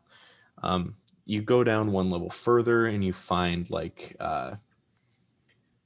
these remnants of mine carts and mine shafts that start branching off from within these levels as opposed down the center shaft. And that is when you find a building that has the words Emphrasagium Mons Spinor, except the JIM at the end of that first name is capitalized in red letters, and it looks sort of like a logo. So it's this long ass name, but with Jim right in the middle of it. Yeah. Hey, guys, nice kind of like point at Ah, yes. the dwarven gibberish on the. That thing. All right. Before we go in, I'm gonna throw Clegane out so he's with us when we go in. Right. Once again, a mighty lion just randomly shows up in the middle of the city, and everyone's kind of like, cool. Nico. Then we're gonna go see Jim. Right. You Go talk to Jim. walk in these front doors, and the first thing you see all around the room is labeled one after another in these glass cases. There is ingots, minerals, and gems of every possible variety. They're color graded from one end to the other, as it like starts from red and goes all the way around the room to black as they sort of like fade from one color to the other. You see a very happy-go-lucky dwarf sitting behind the counter. He has weirdly pale skin. Like, you've seen a lot of darker skinned dwarves, but the more they go underneath the surface, the less sun they see, and thusly he's sort of like golden, and he has very long blonde hair as well, which is another thing you don't see very often on dwarves. And he sort of like sits there like sitting, and he's like sort of with other people as well, and he doesn't sort of notice you.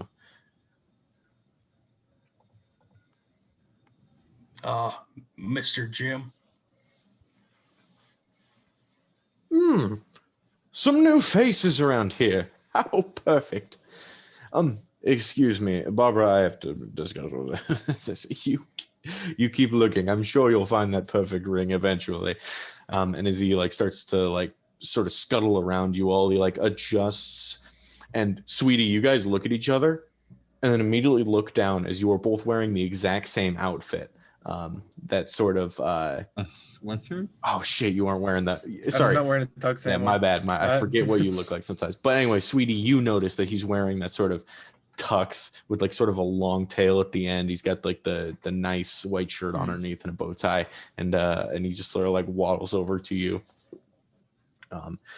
Rather tall for dwarves, but he has a long blonde ponytail, which is a weird eccentricity. So, like what you see? We're looking for some gems and some material to build Um, armor. Agates? Agates. Agates, not gems, minerals, but I don't think any people outside of the mining industry would get anything like that. As he adjusts his bow tie, his fingers are enormously spindly and long, especially compared to dwarves with their like sausagey tight fingers. Weirdly lanky hands. Is he Anyways. full dwarf?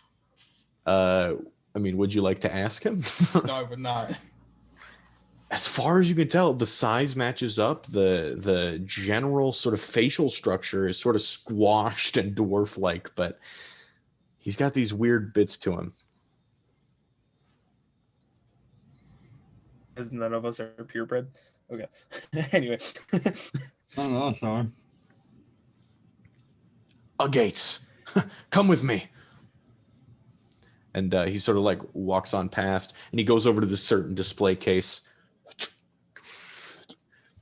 You know, these are very common with the awaken spell. Is that what you're going for? Yes. Definitely, yes. My pal here. Here's the And- thing that most people don't realize. When awakening something, the creature is charmed to you for 30 days. But that does not always mean it is nice. You see, this selection of gems here, and you can see he points, there's like red, yellow, blue, orange, purple, green. Each of these make it have a different personality, right? The red is stoic and brave. The orange is a bit ornery. The blue is a bit depressive. The green's very, very happy. So I suppose, what sort of gem would fit what you're trying to awaken? Oh, we need a green one. A red one for Clegane, definitely. A green one for Rose. Well, what type for Cheddar? I point to the yellow. What was the yellow one? The yellow is sort of a wimpy. They help you out, but they certainly are a bit frail and shy. What about the purple one? Is there a purple one? The purple one is the wild card. It could take any sort of combination of traits and shove them all together. Maybe just buy 3 purple gems? No. Red for Clegane. Green for Rose. And what is exactly you're trying to awaken? Red for Should the look lion. down at the lion. Green unveils my pocket. This Rose. And he examines each thing with like a lot of rigor, like very intense care. And then as he looks over to the lion, he whips out like a measuring stick, a measuring tape. Do you know what a Quetzalcoatlus is? I'm afraid I'm not familiar. Could you describe it? Do you know what a dinosaur is? I've heard of some of them. In You know what a Layers 2, pterodactyl is? No. it's a giant dinosaur bird. Okay. Well, all dinosaurs are birds, but It's like from one tip of the wing to the other tip of the wing. It's like it's massive. 2 horse and carts long. Interesting. Well, you should know when attempting to cast a spell such as Awaken, if the creature is sentient enough, it's powerful enough on its own, it cannot be affected by the spell. Your lion That's will fair. do as well as your rose, but a dinosaur bird? I don't know. You think it could work with like a more like a bigger gate? Like instead of like the normal $1,000 gold, maybe like a 5,000 gold piece one. Well, that certainly would help it. I mean, He is dumb enough for it to work like that. Are you sure?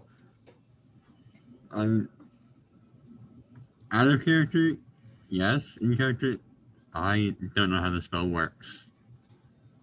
Right, well, I'm not entirely sure either since I'm not familiar with these dinosaur birds. But I'd say it's a fair shot to get it a bigger gate. Yes, what? So what were all the colors? We've got red, which is stoic and brave. We got purple, which is a wild card. We got yellow, which is wimpy. Green is very happy. Blue is kind of sad. And orange is ornery. And orange is a bit ornery.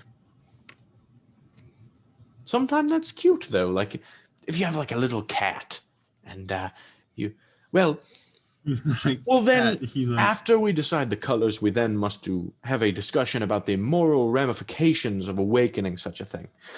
You see, this lion here, well, a nice, dapper-looking fellow, and he pats the lion mane.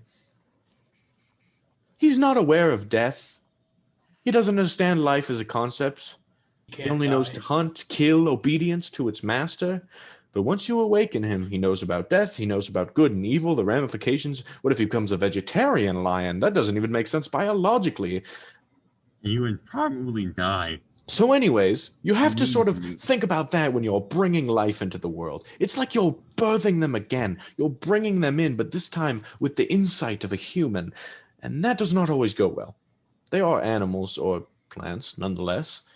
I mean, I'm sure it is a common occurrence with plants that they are very, very nihilistic and they have very existential crises a lot.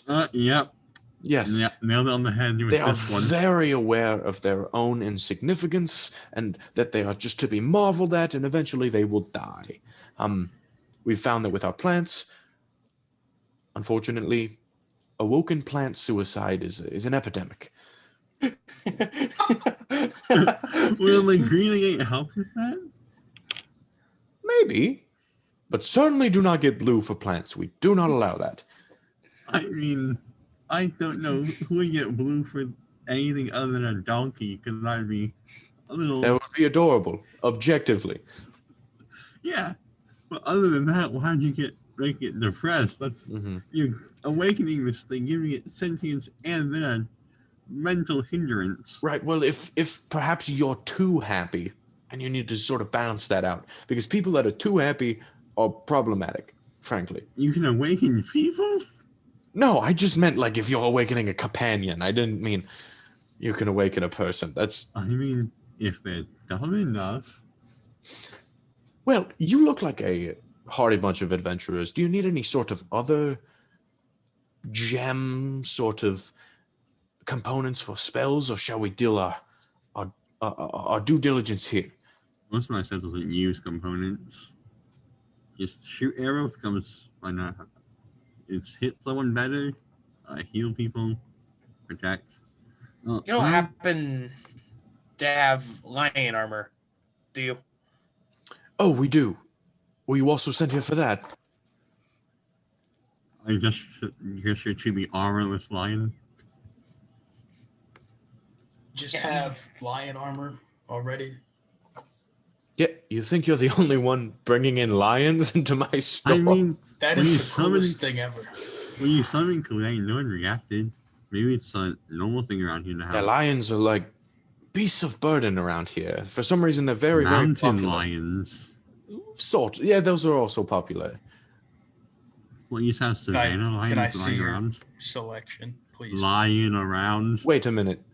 You just mentioned to me you own a dinosaur, but your problem is that the lion breed doesn't match the climate we're in? No. This one doesn't, because it's a magic line that comes from a toy that we got from a weird dream sequence. So I'm just gonna go get that. Can I have a fitting with Clegane here? Look at him. You just give him a nod. And the lion sort of looks up at you, and he immediately goes for the inner thigh sort of measurement, and he's like, right. And what sort of model are we going for?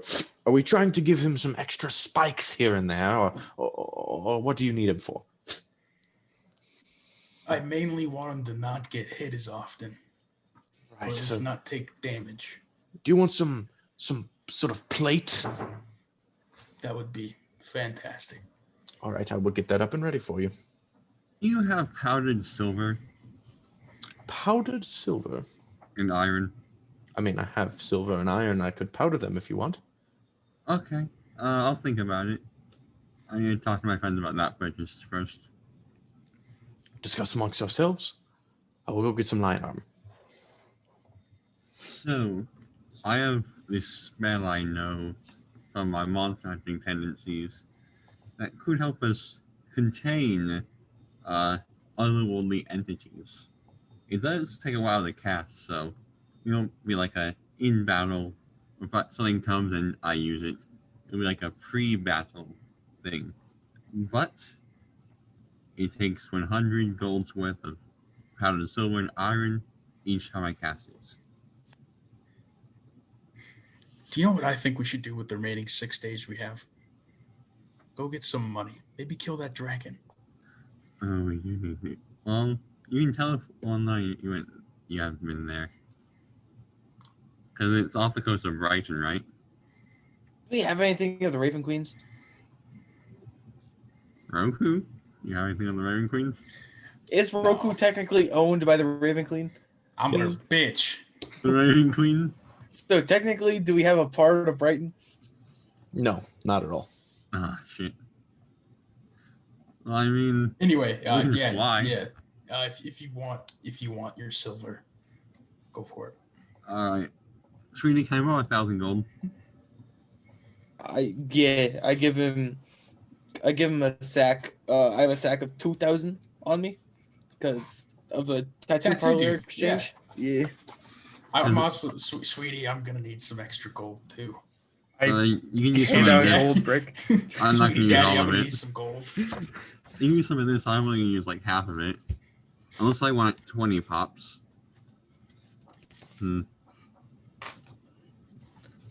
That's what to- Clegane comes trouncing out in this silver armor that sort of like stops at his neck, and it goes down his lion arms and has these sort of gauntlets that go over top of his paws, allowing space for the claws up top.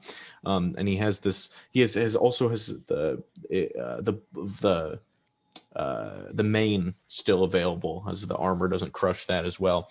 But it puts all this on top of him, sort of clips him in and tightens it underneath him, almost like bridling, like you would for an animal you would like saddle. But he's just clipping armor on. Do you have anything to make his attacks a little bit stronger or an additional effect? I could. It's rather pricey. I have 2,907 gold. It's going to cost 1,500 for the armor itself. For an extra 500, I'll put some claws on him. How does that sound? That would be fantastic. And then, if you could I get 1,500 gold's worth of powdered silver and iron? That's a lot. Or just 1,000 gold? Are you aware? No, like I can get it for you. Like it's like a lot to, like you know that, right? Like How much would it 50,000 be to carry? 1,500? Did you say? Like, how much would 1,000 be gold worth of it? Like a large bowl, like a mixing bowl's worth. Like I'll put up in there. Can you put it in a leather bag? Sure. All right.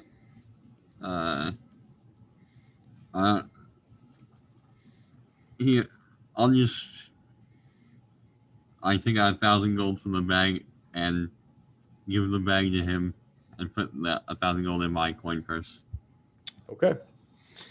Eventually he goes back, puts these residual sort of blades on top of the. It's like adding Wolverine claws to this lion's paw. That's 2,000 total, and then he sort of sits up. He takes like this cheese grater like object, and he starts to grind away at these. As he then fills up in this like small bag that is sort of needs to be sort of sealed shut in order for the dust not to go flying everywhere. All right, did I miss anything? Gems. That too. What gems do you need? The agates. A green agate, a red agate, and a really big. What color are you getting for cheddar? Purple. A really big purple agate. All right. So that'll be 7,000 gold pieces for the agates. That is going to be 2,000 for the lion armor and 1,000 for the iron and silver. I'm gonna give the rest of my block to it, and then 400 of my own gold, leaving me with 7 left over. So. And then I hand Sweetie back the 1,000 gold that I left over. 2,900 total from me. I put down the golden the bag of 1,000, so that's 39. And then you said how much in total? Isn't it 10,000? Is it 10,000 in total? Yeah, it's 10,000 total. Okay. Wait, 7, 8, 9, 10. Yeah. Okay. Sweet. I'm gonna take all the spare gold, and I'm just gonna put 3 blocks of gold, so it's just 4 blocks of gold in total. And Smart then move. I'll just take all the spare.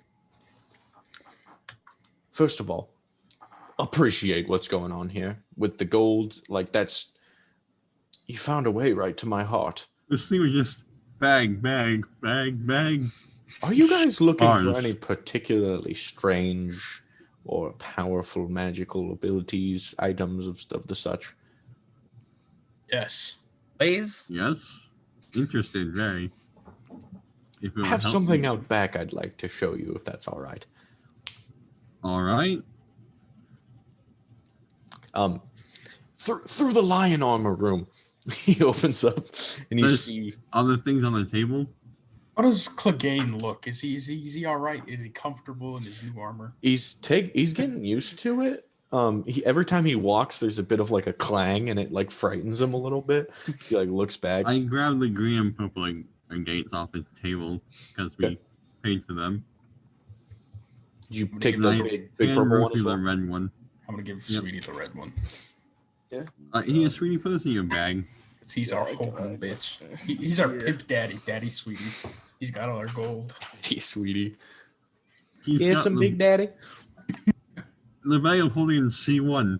A lot of dead shit. The bag of holding this campaign. Money. Money.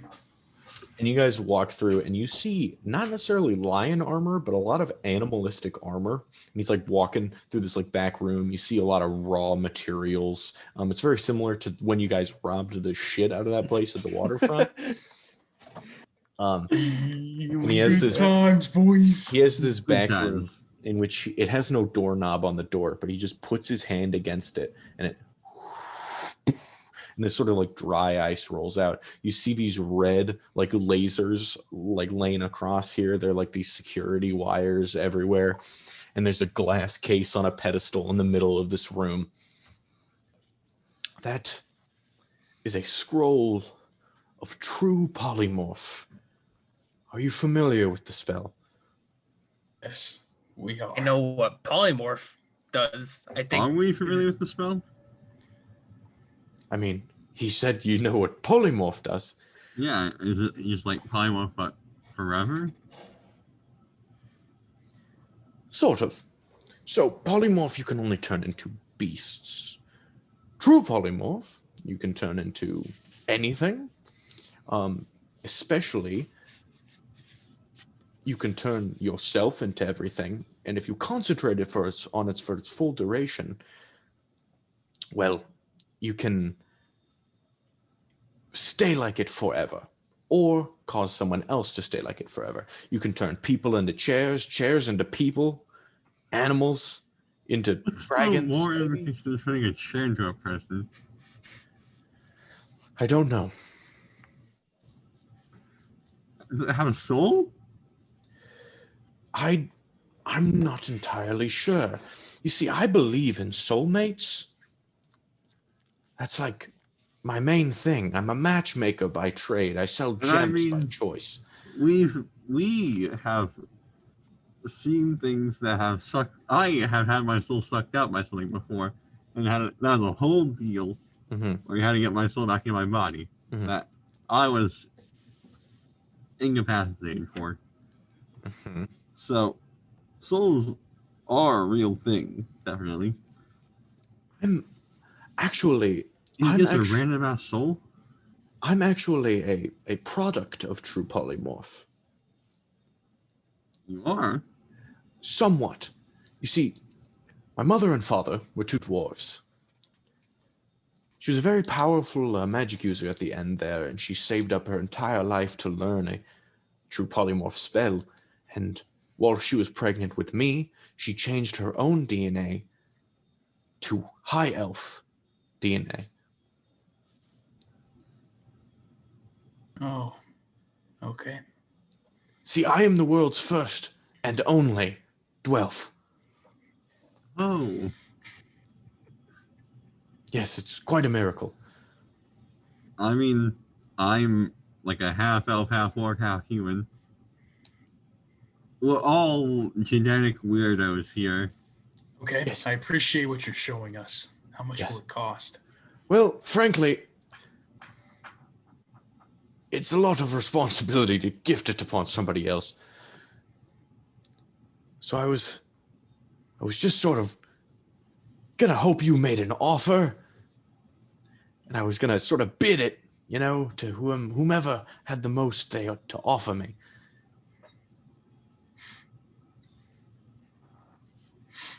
Oh. Well, I have a beard of substance, so I actually scratched my beard.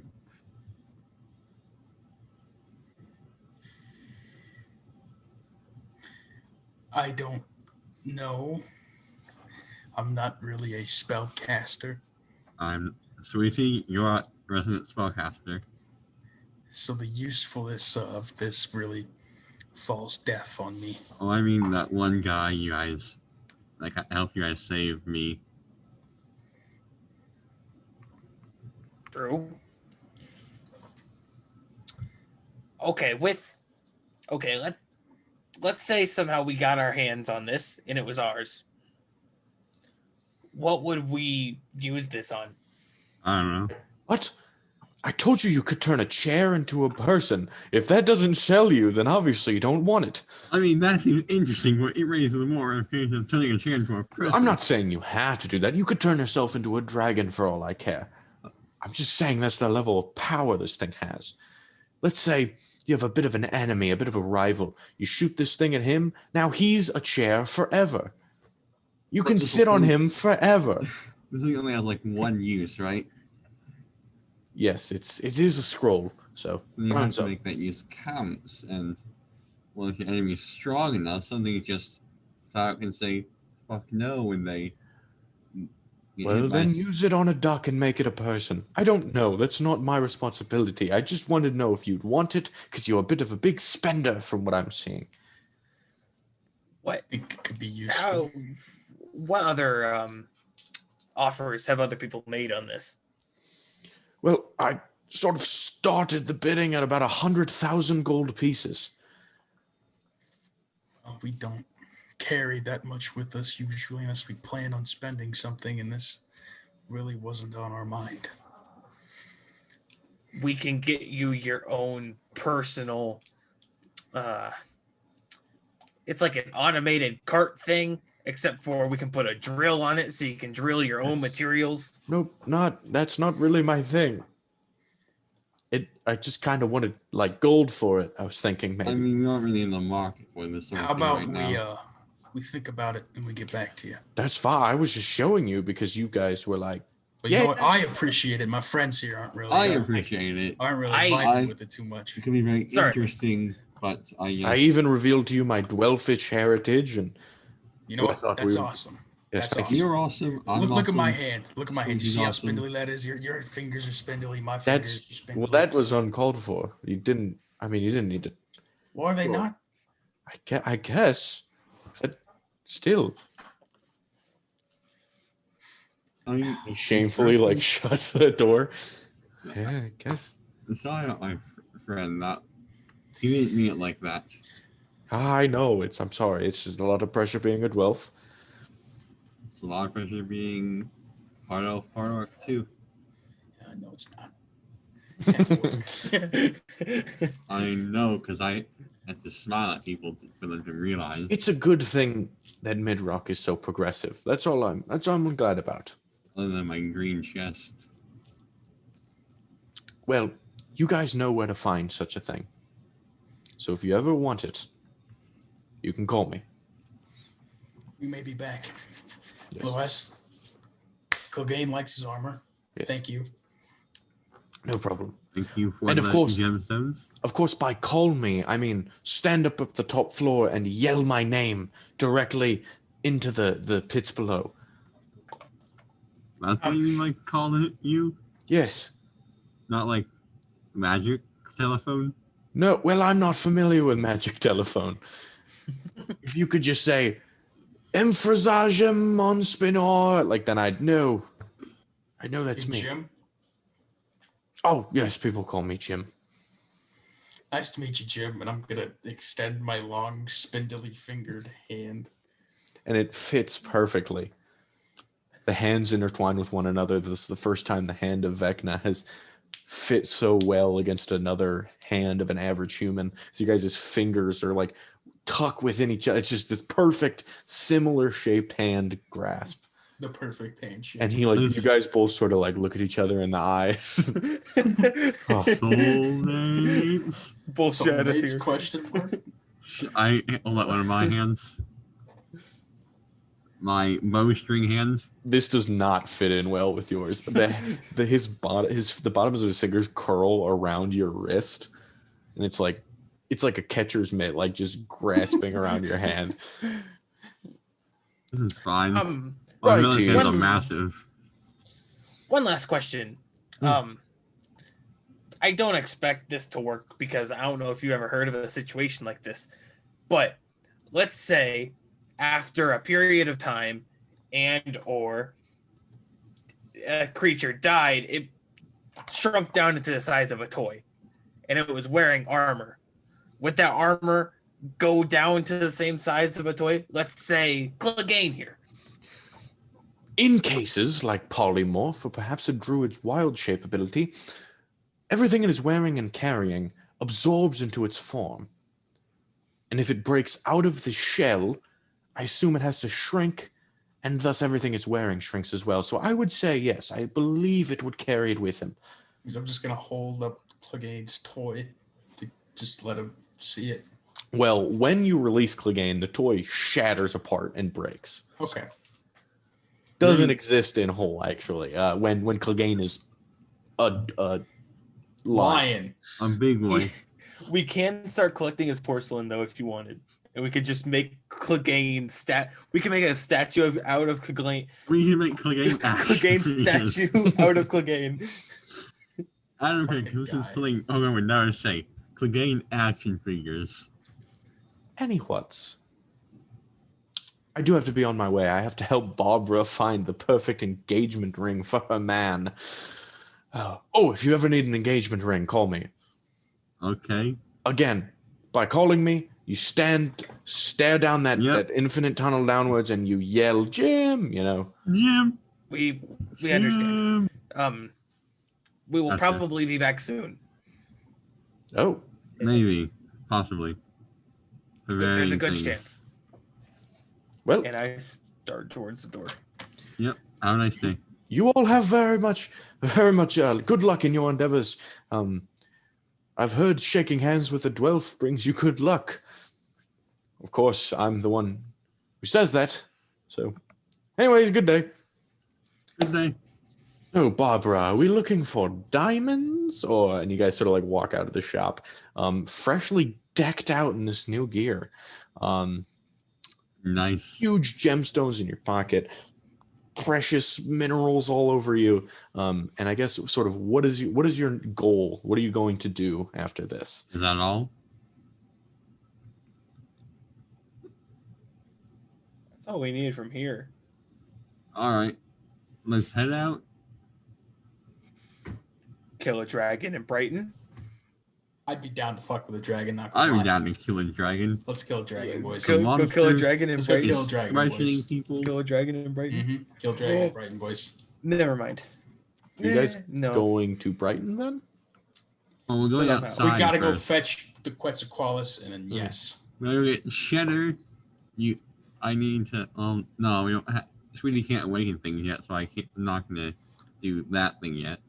Do you have? Are you flying there? Or are you gonna teleport there? I don't know where it's at. So, It's. I show the map. well, like I know where it's at, but I don't know where we would end up. If you guys Well- were to describe it to him, that's probably the best you can do. Okay, wait. I mean, I'd like, definitely be down to do it. I like a little bit of randomness in my life. I like it when I just teleported randomly to the material plane, the Wait. airplane.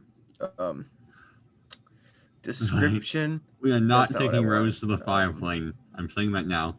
Oh, sure. Rose is not allowed on the fire plane. Sure, we are. She's going. She's fine.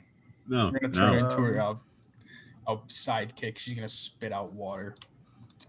I don't know how that works. I'm not Why good are at you giving a magic fucking plant to the fire plane? because she's No. watery. She thick.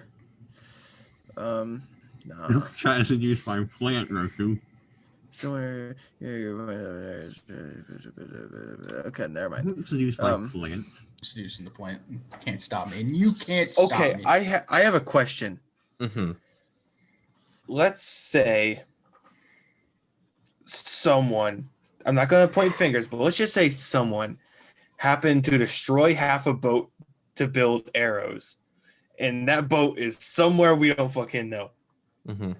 You But mean- since the arrows were technically tied from the boat, would that work as Yes. an object? we don't know where Enigma's ship is. Yes. I would say Well- if you use the arrows, We might go to the waterfront. We might end up Trusk. We're gonna end up in the ocean with pirates. But also, the Raven Queen was one of the last people to have the boat. because they were friends. So it might be in the waterfront. After she Or left it it might with be in Brighton. us. And then we left it in Trusk and then just Oh, we never picked it up from Trusk. It's still in Trusk. no, it wasn't when we went to the port. No, it was you off the guys coast never of picked Trusk. it up from Trusk. But it Well, was who else would have? The Raven Raven Queen? Queen. She has no Enigma? business in somebody Trusk. reclaiming the ship. Oh, Some is random person Lokag? saw the. thankfully they didn't seem too bad about me destroying half the stuff to build arrows. Is Lokag what? Was Lokag in Trusk? I mean, not At that some we know point. of. He has Fuck, I been don't in know. Trusk. That's an option we have, or we can try and random teleport. It is up to you guys. I'm going to try and describe to him the Sure. How do you stage. describe the? Yeah. How do you describe this to Do him? it in character, sweetie.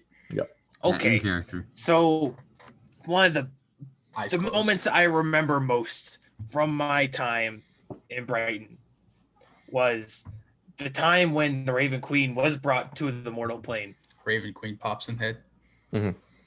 There was And she's taking off her the cloak. stage. Oh God. Oh God! Oh God! Not Uh, now. The stage was set on the edge of a cliff. There was a ceremony with the entire town gathered in this town square that was on the side of I the start cliff. searching my pockets frantically. I'm picturing where it's at on the map Mhm. and his description, Mhm. and Okay. that's Should I got one of those raven feathers? Okay, now that I'm thinking about it, a lot of the details are going to be blood and gore and viscera Roku. from her murdering now I'm the thinking about entire blood, town. gore, and Roku. viscera. Could this work? I have one of the raven feathers in It my has to be an associated object for me. for you. Wait, how the fuck do you have a raven feather? I guess I grabbed one off the raven in C2.5 episode 1. From the big ass ravens. I know what you're talking about, but I don't remember you grabbing a feather. Yeah, me either. But you did kill him, so I'm assuming it could have happened. Also, one of those, you might have grabbed it from the one that I threw off the cliff, because there was one flying No. over the edge of the cliff that I hit its I laughter and it Could have fell to grabbed its death. that. It fell off the cliff.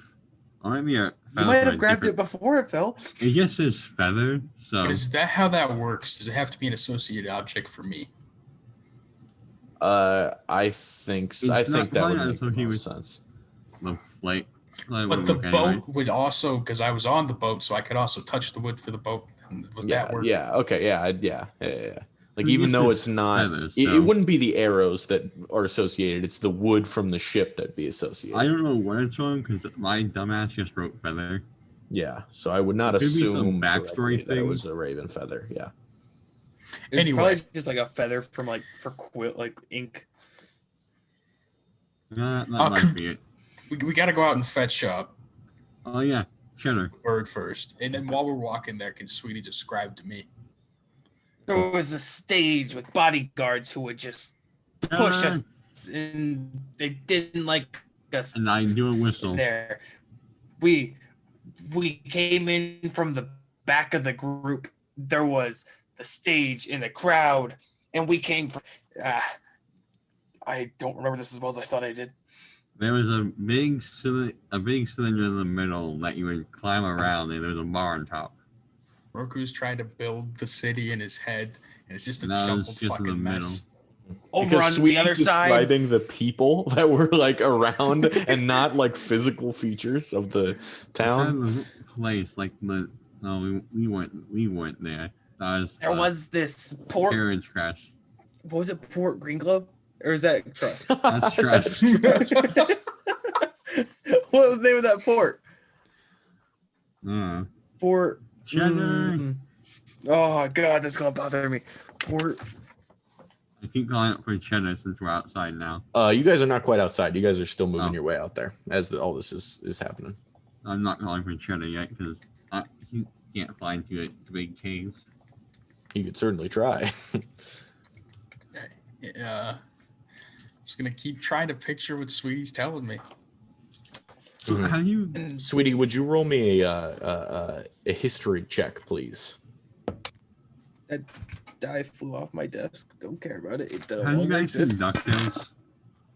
I can reroll nat ones. That's not good either. History check. 7. Hey man, it's 7. I will provide no more additional details. Let's see. Gronk never mind. That wasn't Gronk. That I haven't been to that port. Holy shit. Actually, Yeah, yes, you I have. You guys left with You I left was me- I was trying to I was explain about the to. don't worry, I'm a boat inspector scene. But I was about to describe the 2-level shirts that the Sunday school under it, but we weren't there for that either. yeah, the Sunday school that That was when Cloud everything went wanted to shit. Molotov, and then we killed or fought a demon there. Okay, so do you have any other Cloud details you'd fought like it to even. provide? Anything useful for Roku? No, not There's really. this slums part of the city with these 2 guys that wouldn't take Basilisk. Why That was is- kind of like a staircase down from the main area. yeah, like the whole Kind thing of like a is like slums area. a Okay, big so cylinder with I think that's the best we can do.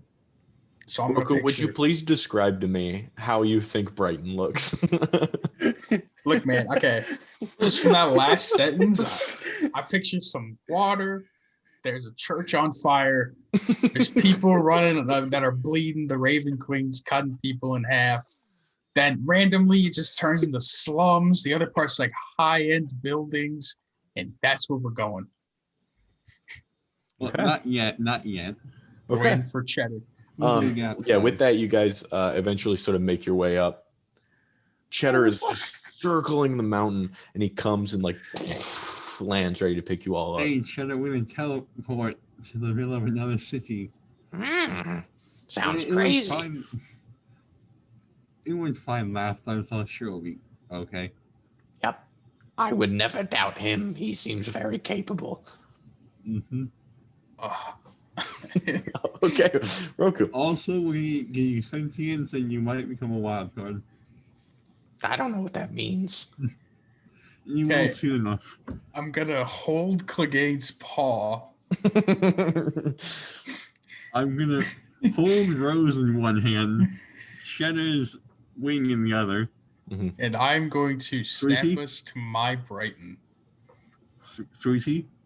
in relation to the map and my description that I received. And All right, so Roku, would you roll me a D100? Absolutely. Oh, think fuck. it's- We're going to Dragon Haven, boys. 20. Oh god, if we go to Dragon 5. Okay. Interesting. So, give me one hot second here.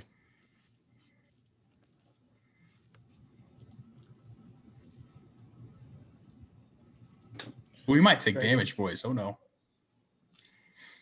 I don't remember what the table was like, but So, You better not kill Cheddar. it'll be all right. you Literally. guys, as you teleport, Will Rose take damage? well, no, she's not technically like a thing. She's just an Like object. equipment?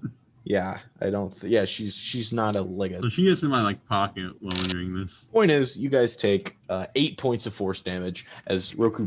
You snap, and you guys start flying down this tunnel of weird spinning visions all around you. You see different places. You see this weird cartoonish city that Roku imagined in his head, and you guys just run into a wall and start careening in another direction through time and space. Roku, I need you to roll again. All Oh right. no. 62.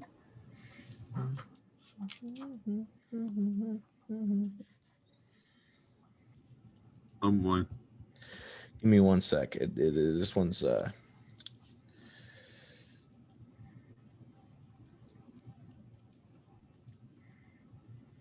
okay.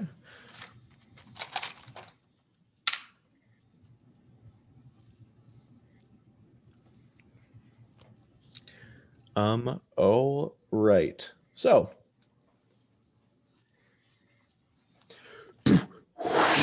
you come barreling downwards, and all of a sudden you see this city beneath you. All of a sudden, you guys land out in the middle of water, and you see to the south of you there is land, but you are currently in the middle of the ocean. It is probably upwards of a 20-mile swim back to shore. High fives all around. High fives all around. Let's go. We made it. I try to get on Cheddar's back. Okay. As you do so, he's flapping furiously as he cannot swim very well.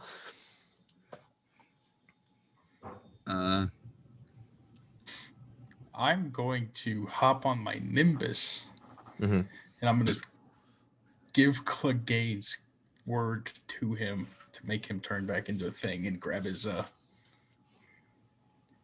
with that, the armor sort of recedes into the shell with him, seemingly good. Hey Roku, can you give Cheddar a little pickup to help him out of the water? I'm gonna try and take him by the talon and try and lift him out.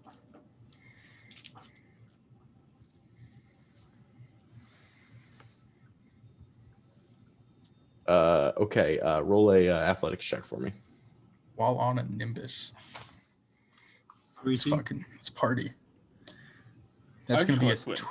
21. Oh yeah, yes. Oh yeah, you're a fish. I forgot. Fishy, fishy, You're a fishy. fish. You're literally I regret faster than being me on my worried for cloud. you. Yeah. What's your swim speed? 35. That's 35. Oh, Cheddar's 80. Cheddar is slightly wounded, but he is able to flap back up, start flapping. I'm And, as well gonna heal his 8 wounds, 8 hit points there, because I feel bad for hurting him. Oh, okay. And with that, you guys To fly. land, Cheddar. You guys fly and start your journey of the 20 miles towards this city, and that is where we'll pick up next time. So, other than that,